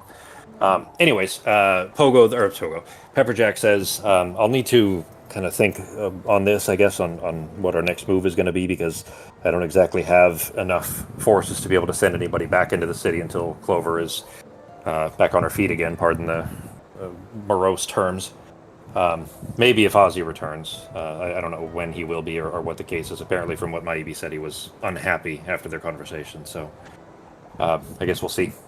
In the meantime, then, your intent is to head back into the city and get your broom back, and then going to this tower for your chest, then? Is that the point? I mean, yeah, I kind of need to get that done. we There's really- some things after that also have to be done, but She we also mentioned... need to figure out just what we're gonna do about this. Like, what do we need to find? We need to find more information now that we know some basics. I mean, whatever our plan's gonna be, I don't think we're gonna have any friends on the Empire side. We gotta keep that in mind too. She mentioned the Grand Enchanter, though. The Grand Enchanter is how she got caught. Pardon me? Yes, and she said he might have a tracking spell on her because they found her. Like, she got caught, she escaped, and then they found her pretty much right away again. oh, that's not good. Clover is quite exceptional at hiding, so it does make sense for them to be some other means of them locating her. I wouldn't imagine that it could be done by mundane means. She's not that sloppy. Think they can track her here? That's what I was considering, that, and also that when you go to the tower, you might be meeting the Grand Enchanter, in fact. Oh, what now? Well, I mean, that's where he would be. The tower that's in the city has been closed. I'll tell you guys as a reminder, by the way, when you guys got to the city, the tower in the city of Mist is just shrouded in black smoke. Like you can see the tower occasionally because it's just like clouds swirling around it constantly. But it's like blackened, looks like it's been burned. And they don't know why, but basically the tower, well, the city folk don't know why, but the same kind of tower, it's a mage tower that's in the middle of the city where the Grand Enchanter would typically be stationed, is closed, essentially, and the Grand Enchanter doesn't stay there anymore. Now he goes to the tower at Hyrith, which is where Sarah's supposed to be going to take her test. So anyways, you would all have those basic details, except that Pepperjack is just now telling you that the Grand Enchanter will likely be, or could at least be, at the tower when you go there to take your test. Could make things more complicated. He didn't. I mean, none of you saw him, right? You didn't run into him or anything. It was just from Clover's report. Just Clover's No. report. But I mean, No, we he doesn't ran into know who some you other are. guards. Well, that's true. If you made enough of a disturbance in the city, and it certainly sounds like you did, then he may know your faces from that. I'm actually pretty sure they have Although- no idea who I am. I used seeming on us before we went into the sewers. I mean, they could see through the seeming, I'm assuming through Garib's eyes, but not the regular guards. What about I elsewhere in the city when you were, burning down restaurants and No, breaking I into mansions? used seeming in everything except for your mom's tavern. Which I got a interesting detail about. You apparently tried to destroy her home. Your mom's a dirty liar. No, it was That'll a ingratiate. slight miscalculation. on how big her basement was. She chuckled about it. She said you guys did your best to repair it. It's just going to need some extra work, apparently. So these things happen. She wasn't upset about it. It just made me laugh. Well, then, if you don't think that he knows what you look like, it probably isn't any huge risk there, but I would say be very careful if you need to have any communications with the Grand Enchanter, because it's very likely that he's also a member of the Fifth Column. At the very least, if he's working with Zimra or anyone else at the Small Council, the Amaranth Council, then he's not to be trusted. Did the Grand Enchanter, was he always kind of a guy, or could he also be an imposter? I've had few conversations with him, but those I've had for 15 years have always been cantankerous at best. Okay. I wouldn't say that there's ever been a positive interaction with him. If he were replaced with an alien, I don't know if I would be able to tell the difference. Alright, Sarah will keep that in the back of her mind to ask Corn Santos about later. Okay. By the way, you have still... Well, it hasn't been that long, actually, because you had written about Maides yesterday, so you haven't seen anything since, and you haven't... It's still within the normal time frame, let's say. I guess I'll put it that way. But you haven't seen Maides yet. I think it was yesterday morning, because today is Wednesday afternoon, 4 hours in the future since you guys teleported east. We rested after the heist, right? Yeah. Yeah, and I had rested a time before that, so it's been at least 2 days since. I'll have to look back. It might have been. I was thinking it was yesterday, but maybe it was the day before. But it's still within time, though. I mean, he's that he's busy enough as it is, so I wouldn't say that you'd be concerned. You haven't heard back yet. Whereas Ozzy was a little odd that he didn't respond so quickly. So, all right. Then in that case, if that is your plan, then maybe if we get that all worked out when you return back, maybe Maibe will be feeling capable enough for you guys' mission into Vabi, assuming you guys are still willing to do so. You guys remember what I'm talking about there? Yeah, we're supposed to go assassinate somebody, right? Guys in Vabian. Yeah, you guys are supposed to be going when Maibe was healed enough, which he apparently was close to by now anyways, because she's up and about. You're supposed to be teleporting behind enemy lines into Vabi and putting a stop to their attacks. At least if we get to Vabi and we can disrupt enough in Vabi, then we can at least get the Crow Fort safer. We can make this whole situation around here better. But the whole Illithid and the Gith thing, I'm not even sure what part we're gonna play in that situation. To be honest, I don't know where you even could. I mean, I certainly appreciate the consideration, but I don't know that that's within your scope, let's say. I mean, I'm envious certainly of your apparent affection from Wilo, that he seems to be taking care of you and getting you guys out of situations he otherwise shouldn't be. Your luck is uncanny, to say the least, but this might be above my pay grade, let alone yours. I suppose one good thing is chances are the Illithid have nothing to do with the Vabians, or the Gith would want to get all their armies behind it to go attack them or do whatever they needed to do. So maybe it doesn't have anything to do with them for this situation.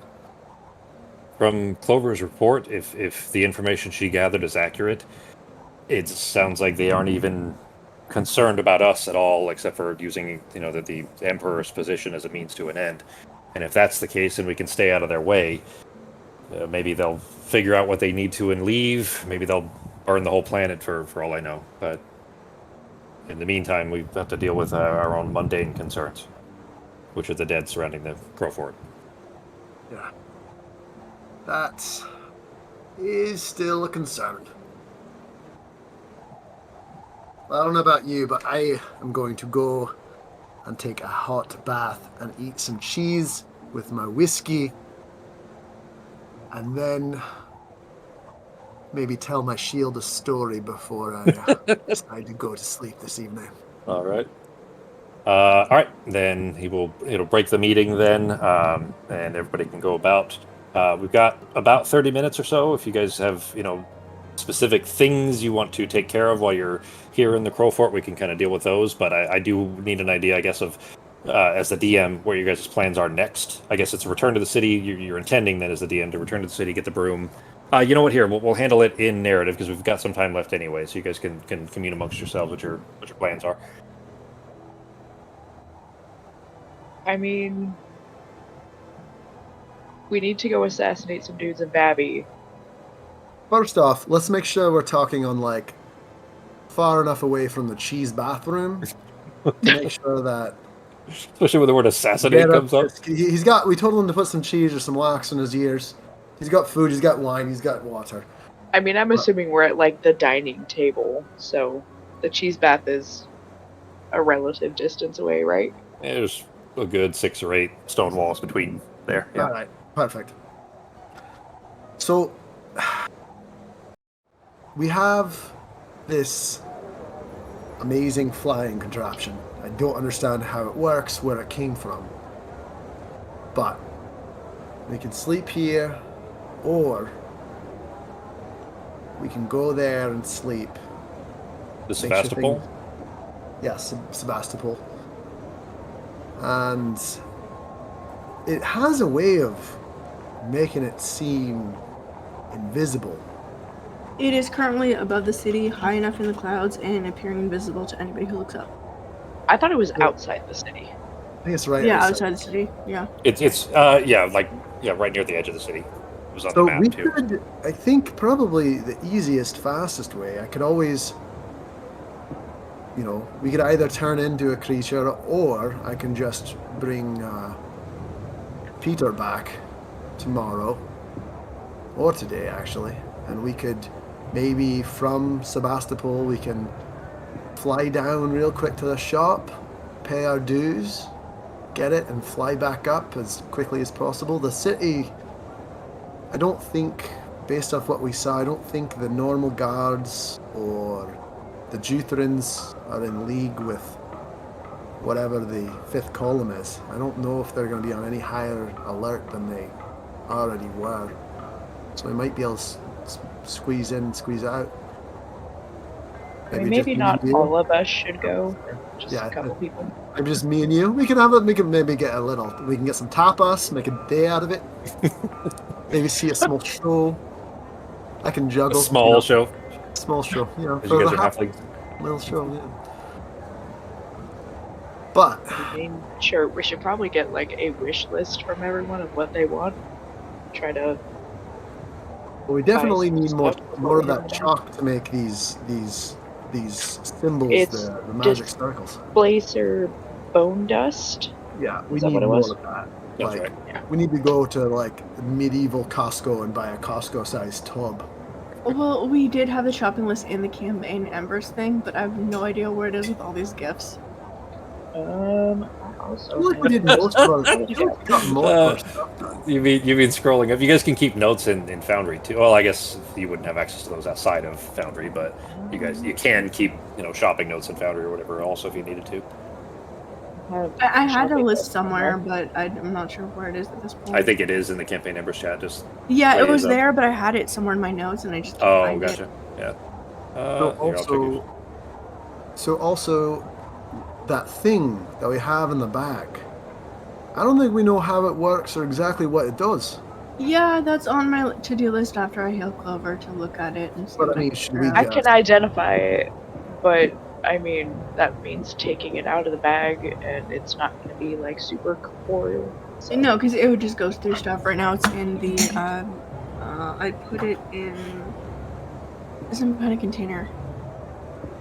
It's in the bag of holding right now. Yeah, it's in the bag of holding, but it's also kind of in the truth lantern or something. No, the trap. You- The trap. You use We the use trap. the You use the armor. Otadral. Was it the arm? Okay, yeah. You were using an Otadral piece to move it The into trap. the bag. Yeah. I was thinking it was that bear trap. Yeah. It won't be contained within it, in that it could float out of that, but it's still inside the bag either way. Mm-hmm. Yeah, I mean, we could just take it out, and you could, just don't touch it. I don't think we should touch it. I think that's the best option. Just try not to touch it. Or lick it. Don't lick it. Alright, well, while we're here, I guess I will identify this if I can. Okay. To be fair, I am not actually here. I am in the tower. Yeah, so I put you in the corner there. We're going to have Artemis. to go take her bag real quick. And Sai isn't actually with you either. Sai is at the ship. Yeah. So you'd sent her back to the Sevastopol to see what. I quietly, skillfully take her bag away from her and bring it down to the ground. Well, it's going to be a sleight of hand check at the very least. I'd say with disadvantage because she's not. Right. When she's tranced, she's still aware. So. Okay. I'm going to say that Arteme, you are because you are aware. You're just sitting there and he's gonna carefully lift it off of your shoulder. So I mean you are aware that he's doing so, but he has pulled it like kind of halfway down your arm and it already has it. By the time you could react if you're choosing to do so, it would potentially interrupt your trance though. I'm gonna give him a really stern annoyed talking to later. All right. I don't want to have to restart my trance again. Yeah. I mean, you're able. This is like being kind of half woken up when you're it doesn't ruin your sleep necessarily entirely. Then Pogo, you carefully while trudging through the snow, takes you forever. You get to the central keep, walk all the way up the stairs up to the infirmary, grab the bag carefully, slip it off of her shoulder. You can tell she noticed and is going to be pissed about it, but you do have it, and make your way back down, back through the snow, back to the kettle keep. Where are you guys doing this? In the kind of dining area? Yeah. In the kettle keep in the dining area. Yeah. Okay. Then, Pogo, you kind of set the bag down and hold it, and Sarah, you reach in and kind of knowing what you're looking for, grab the shape, this kind of floating shape, and it passes through your fingers, and you pull your hand out. So like it doesn't... So it didn't come with my hand? Correct. I mean, you saw this when you guys saw it just floating in midair. It does. You can't basically it passes through physical objects. If I'm seeing it, it still stays in the bag. You can't see it. It's when you put your hand in the bag. When you look in the bag, it's just an empty blank space. It's just stars. You can't see objects inside. If I think of the piece of armor and then think of it and try to pull it out with that, can I do that? Okay. Then in that case, you think of the we'll say a back plate, something wide enough to be able to kind of corral it out, and you kind of carefully coax it through the bag until it's kind of floating in space above the table, and it's just kind of glistening there. It is that kind of constant like whispering whine that is very distracting, and it's difficult to look away from. What are you doing?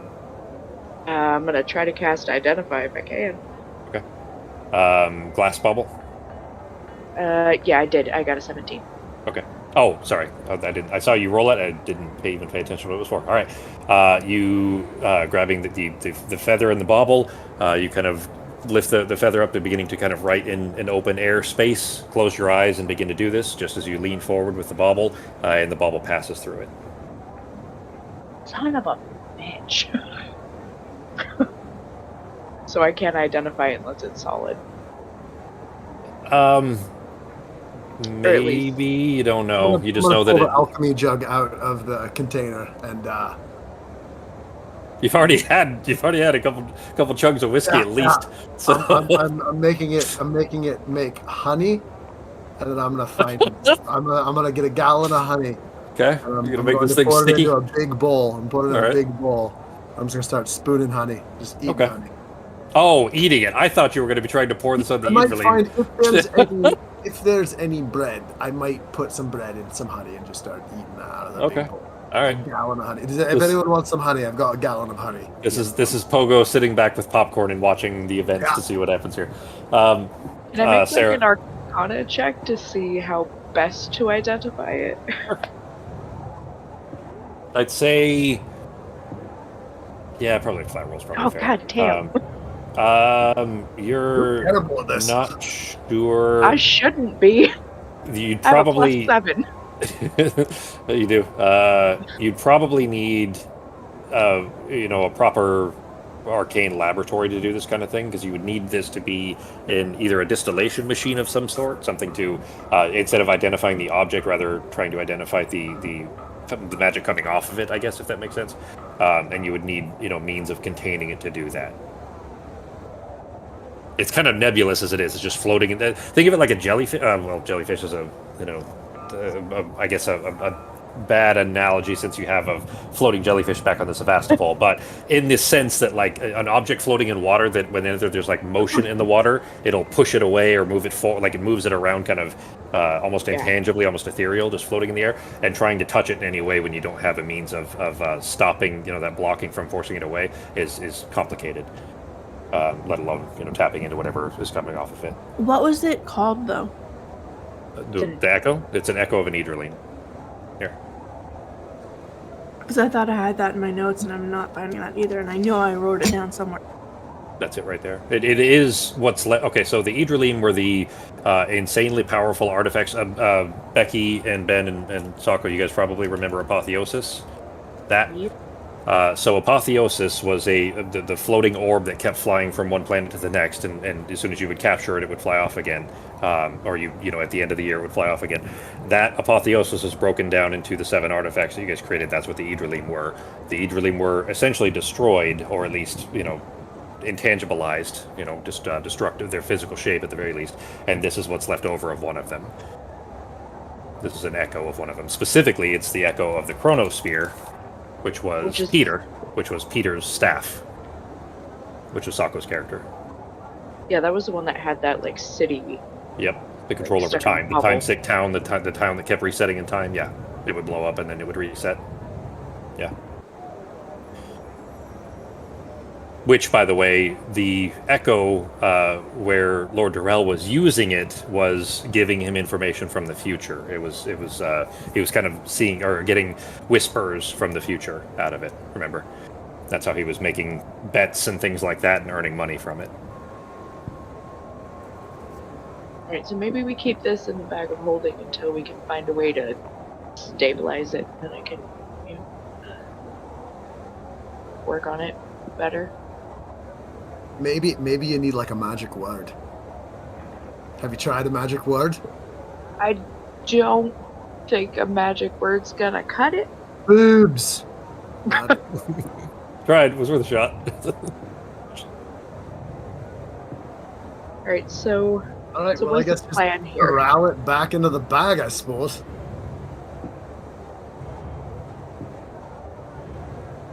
I mean, are we going to assassinate some dudes in Babby? Are we going back to the city, doing the testing? Okay, here's the thing. When I pass my test, Corin Xantalis has some plans after that. So, I mean, I got 2 months until I have to do my test. He would prefer it if I did it before, but I do have a timeline. Maybe we should go kill some Babby guys first. Your life is busy.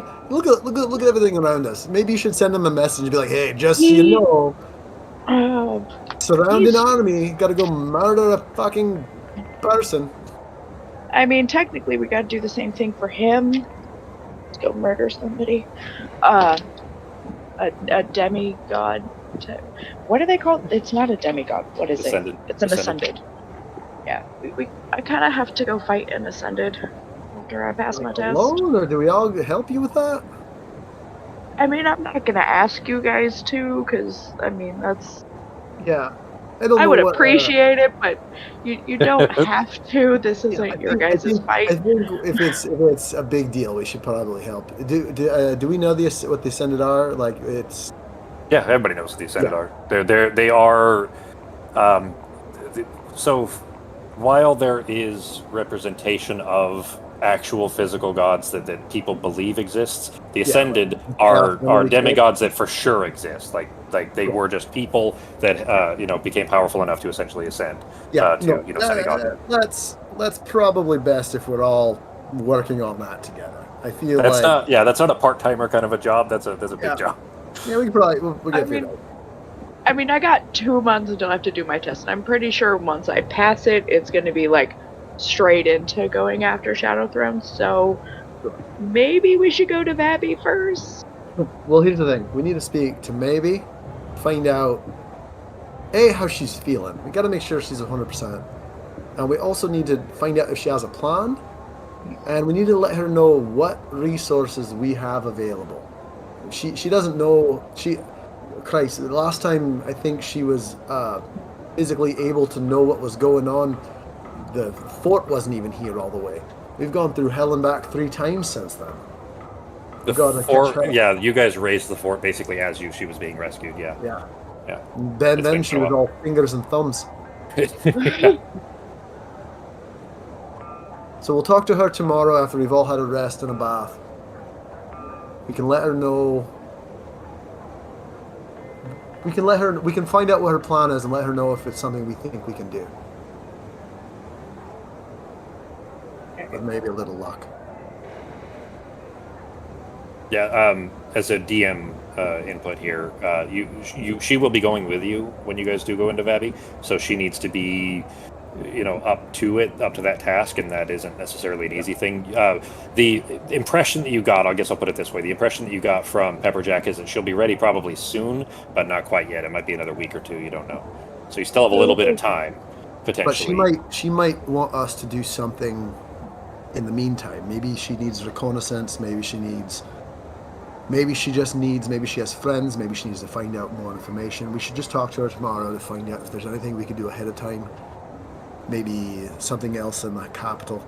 I'll be honest, I know you're gonna hate me for this. I still, if we're going to the capital, maybe we should take 5 minutes there to see if there's any other information we could gather. It's bothering me. I don't know. Just maybe back now that we don't have Get-Up's eyes and ears pushing everything we know back to them. Maybe we could go back to the Silent Road and see if there's anything different, or if they might know anything else. Maybe we could find that magician. That The guy who kept changing disappeared. clothes and was pretending like it wasn't happening. I hate that guy. He's my enemy. Yeah, but I don't nobody that guy at all. No, don't want to talk to him. Yeah, but didn't we run across somebody who had no idea who we were talking about? You did. Was that Misty? Or... It wasn't Issy, no. But the people that you spoke with when Pogo did by himself, the rest of you didn't. When he went into the Silent Road, guild house essentially, had spoken to people and they didn't know who he was talking about when he was talking about this magician that was dressed, like a weird gentlemanly wizard, street magician that type. Guy. Don't like him at all.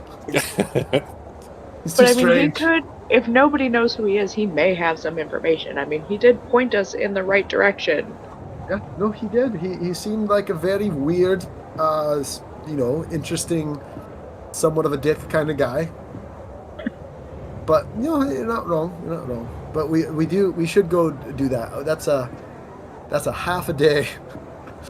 That's a half a day little thing that we can get done, and I think we need to get that back. You've already paid for it.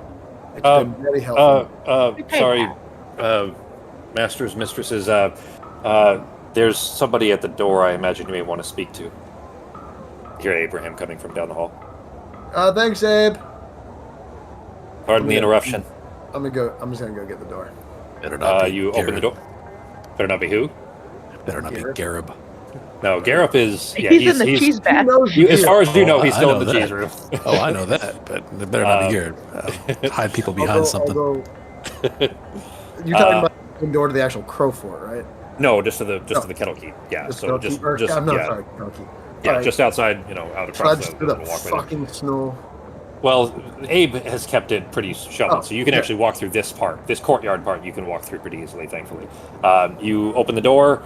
There's a guard on the other side of it. Now that you guys are here, one of the Crowblinders has been stationed at your door, apparently. And he kind of steps aside. The Seardaman would like to speak with you, I think. And he kind of shies away. He seems a little awkward around her. You look over. It is Maibi. Shaved bald, white head with the face tattoos, all that stuff. Red robes. Stepping in through the doorway. I immediately look at her hands. What do those fucking things look like? They're just like monsters. No, she's fixed. She looks pretty normal. Look, you. Yeah, amazing. scars. I mean, scars, but like scars like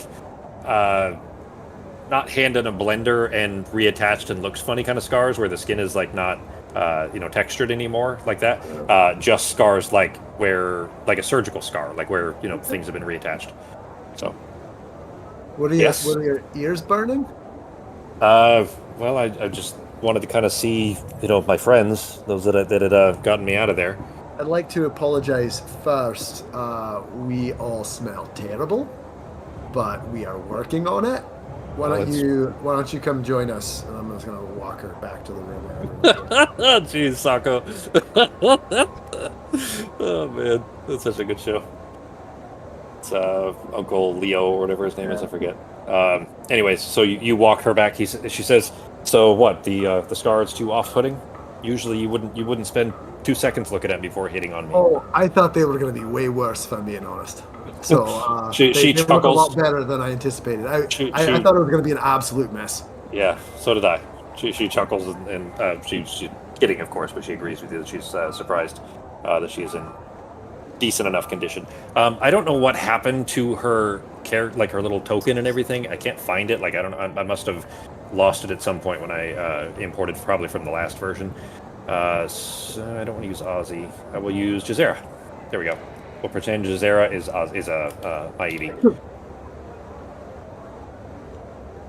So I heard you were looking for me. The commander said you had questions. Just a quick heads up, if you're doing theater, I'm not seeing it. Is anyone else seeing theater? I didn't put her on there. I was looking for Ivy and I couldn't find her, but I'll go ahead and pop Jazera. That's what I thought you were I'll use Lyreleth instead. No, I was looking for the token, for the little character token, but that's fine too. So I'll just put, it's not actually Lyreleth, but, alright. So anyways, so you were looking for me? Yeah, we have to go assassinate some guy, right? Somebody? She grins a little bit. I mean, that was our intent. Now that I'm up and about, sure. I don't know that I'm quite up for that mission just yet, but it's good to see that you guys are back and safe, and I certainly owe you guys an immense thanks for all you did to get me out of there. What is it in the meantime that you had questions about? I'm gonna quietly grab a bowl of honey and some bread and just bring it up to her. I'm just not gonna say anything. Like it's a normal thing. Bringing it to her, or just stand next to her eating a bowl of honey and bread? Bringing her a bowl and some bread, offering her a giant bowl of honey with like a pound or whatever it is out of the jug. Like a gallon of honey in a giant bowl. Like this is a normal thing. I'm not even bringing. Is this some halfling ritual I'm not familiar with? Offer bread and honey when someone walks in the door instead of bread and salt, like it's typical for my people. This is better than bread and salt. It's better than honey. I won't argue. She leans down, way down, and takes a bite out of your hand. I don't know why I think this is so funny. It's not bad. It smells a little unnatural. Yeah, that's probably. Conjure this up. Being honest. Did you conjure this up, Gleeman? I mean, I didn't, but it conjured up from a bowl, a jug. It came from. So what is it? Somewhere. So what is it that you're looking to do? I mean, is there anything we need to do before we go assassinate? Before you're ready to go assassinate this guy? Yeah. Do you need us to do some recon, or do you need us to go find any information, get any items that would help you out, anything like that before you're well and able enough? She kind of scrunches her face up a little bit. I mean, there are certainly things that would make our job easier if you think yourselves capable of recovering them before we leave. I'm going to need more details until I can tell you if I'm capable or not. Well, Masetsu is still about, I assume, right? We haven't heard anything further about him while I was out? Nope, I haven't heard anything about him recently, which is unnerving. Well, if you think yourselves capable of a little bit of tomb raiding, you could potentially grab his hood and bring that back to us. That would certainly make our infiltration a much more simple affair. It wouldn't be the first time we went to tombs. I mean, I'm fine with it. What are we going to run into? What kind of obstacles are we talking? Is it like a normal tomb, or is it like a scary tomb with a bunch of traps and beasts and things of that nature? Likely the latter. I wouldn't say it'd be a safe a journey by any means. I mean, you went through Kafunamat, didn't you? I mean, that's where you found the fang that was taken.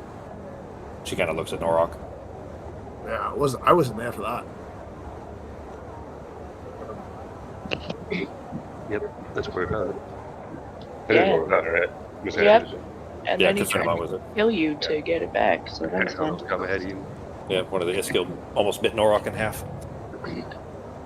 Well, there's a tomb at Amenophis.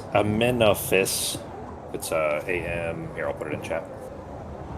Where his hood, at least, was. I don't know that he's gone to recover it. He may have by now. The tomb may be empty for all I know, but some of his artifacts were there. But if we could get that, we could use it to. It's a hood. It's a cloak and a hood. Along with some of his other burial artifacts that were left behind. And those would make our job at getting into the tier a lot faster. All right. I mean, that sounds good. Maybe give you a little bit more time to heal, and we can try at least. I mean, worst case scenario, we go there, we try, and if we can't, we can't. Out of curiosity, Do a long rest first. Jump on. Sako doesn't want to go when you guys are like a third health still, and no spell slots. Yeah, no, go right now. Yeah. No, I'm taking a bath. I don't care. So, out of curiosity, you've been around magic. You know how it works. A friend of ours, acquaintance really at this point, he's got these golden eyes that can see through walls and things of that nature. Normally fine, but we've learned that they are acting as a messaging system back to some people we don't want to be able to hear or see what's going on. He's a spy. He is a friend who used to be a trader of information, and unfortunately he was forced into a predicament that he didn't really have much of a choice into. We want to try to help him if we can. I was just wondering, do you know of a way to, besides, destroying his eyes, which I was going to say that's the easiest way, certainly. But it is the easiest. Do you think there's any other way you could do it, even if he loses all the enchantments, if you could just have his eyes, or should we just hope we get him another eye? I mean, that's certainly one way, although that would likely be more costly and difficult. Disenchanting is usually viable for something like this, but I would be concerned that it may damage his vision. I mean, it may not destroy the eye, but he may be blinded regardless. I could take a look.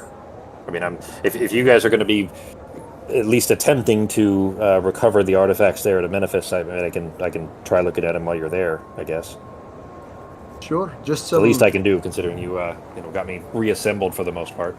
Speaking of, where's the other knife here? Who? Arteme. She's talking about Arteme. She used a racial epithet. She called her a knife ear, which is a racist term for. I was like, God damn it, Is that Jeremy! hard you R have there? a note again for knife ear. She's trying to heal Clover in the infirmary. No, she's just sleeping right now. She's doing her relaxing thing. Yeah, but Well, I'd like to tell her thanks too. She is in the infirmary. Yeah, I'll go say my thanks to her then when she wakes up. Yeah, I'm in the infirmary trancing so I could get my spells to heal Clover. She's gonna be He's there missing the for important part. She's gonna be there for like 4 hours. Yeah, she's just taking a All nap. these things. She got bored and went to take a nap. That's all. So where is Amenaphis tomb? Central Valley, middle of the Great Sand Sea.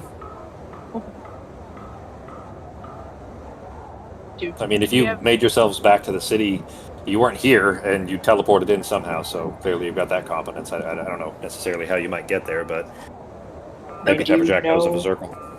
If I was there, which I'm currently not, I would suggest, I don't know, getting the leather to make the engraving of the transportation circle before we go into any more dangerous situations.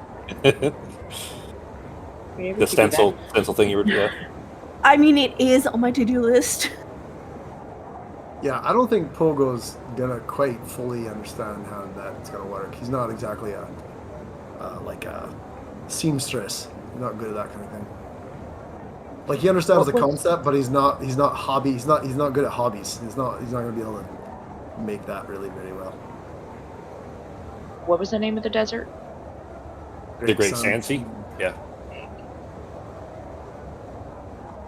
There's the Great and the Minor. Well, not Minor, but like there's the Sand Sea, which is farther west, and then the Great Sand Sea, which is where, which by the way is where when you guys were being marched through the desert on the chain of dogs, remember, and the ground kept moving underneath, like something was moving under the sand. That's that area. Yeah, that place is terrible. That was before Pogo joined, but yeah, sounds like you have some bad memories there. You get sand everywhere. That sounds like you have some bad memories there. Well, so Pogo. Well, okay. Sorry. Go ahead, Pogo. I've never been in the Sand Sea. I've been to the cities that kind of line it, and you walk for a few hours out in that climate, and you'll just be lost to the desert. The fact that people even try to go through that place is mind-boggling. I'll go around it every time. Yeah, it wasn't a fun journey. Well, you were kind of being starved and murdered and all that stuff the whole way. So it's a very murdery place. Yep. All right, but then go ahead. At least it's a plan. All right. So before we convene, then anybody have anything? Well, you know what? We can pick up here next week, and then you guys can just I guess decide who's going to the city and what else, and then we'll figure it out. But I guess if the plan then is that you guys are going to try to go find a Amenephis and go for that tomb, then I'll get that prepared so that we've got 10 minutes here or whatever it is, and then you guys can head out for that. Anything else to do before we wrap up tonight's session?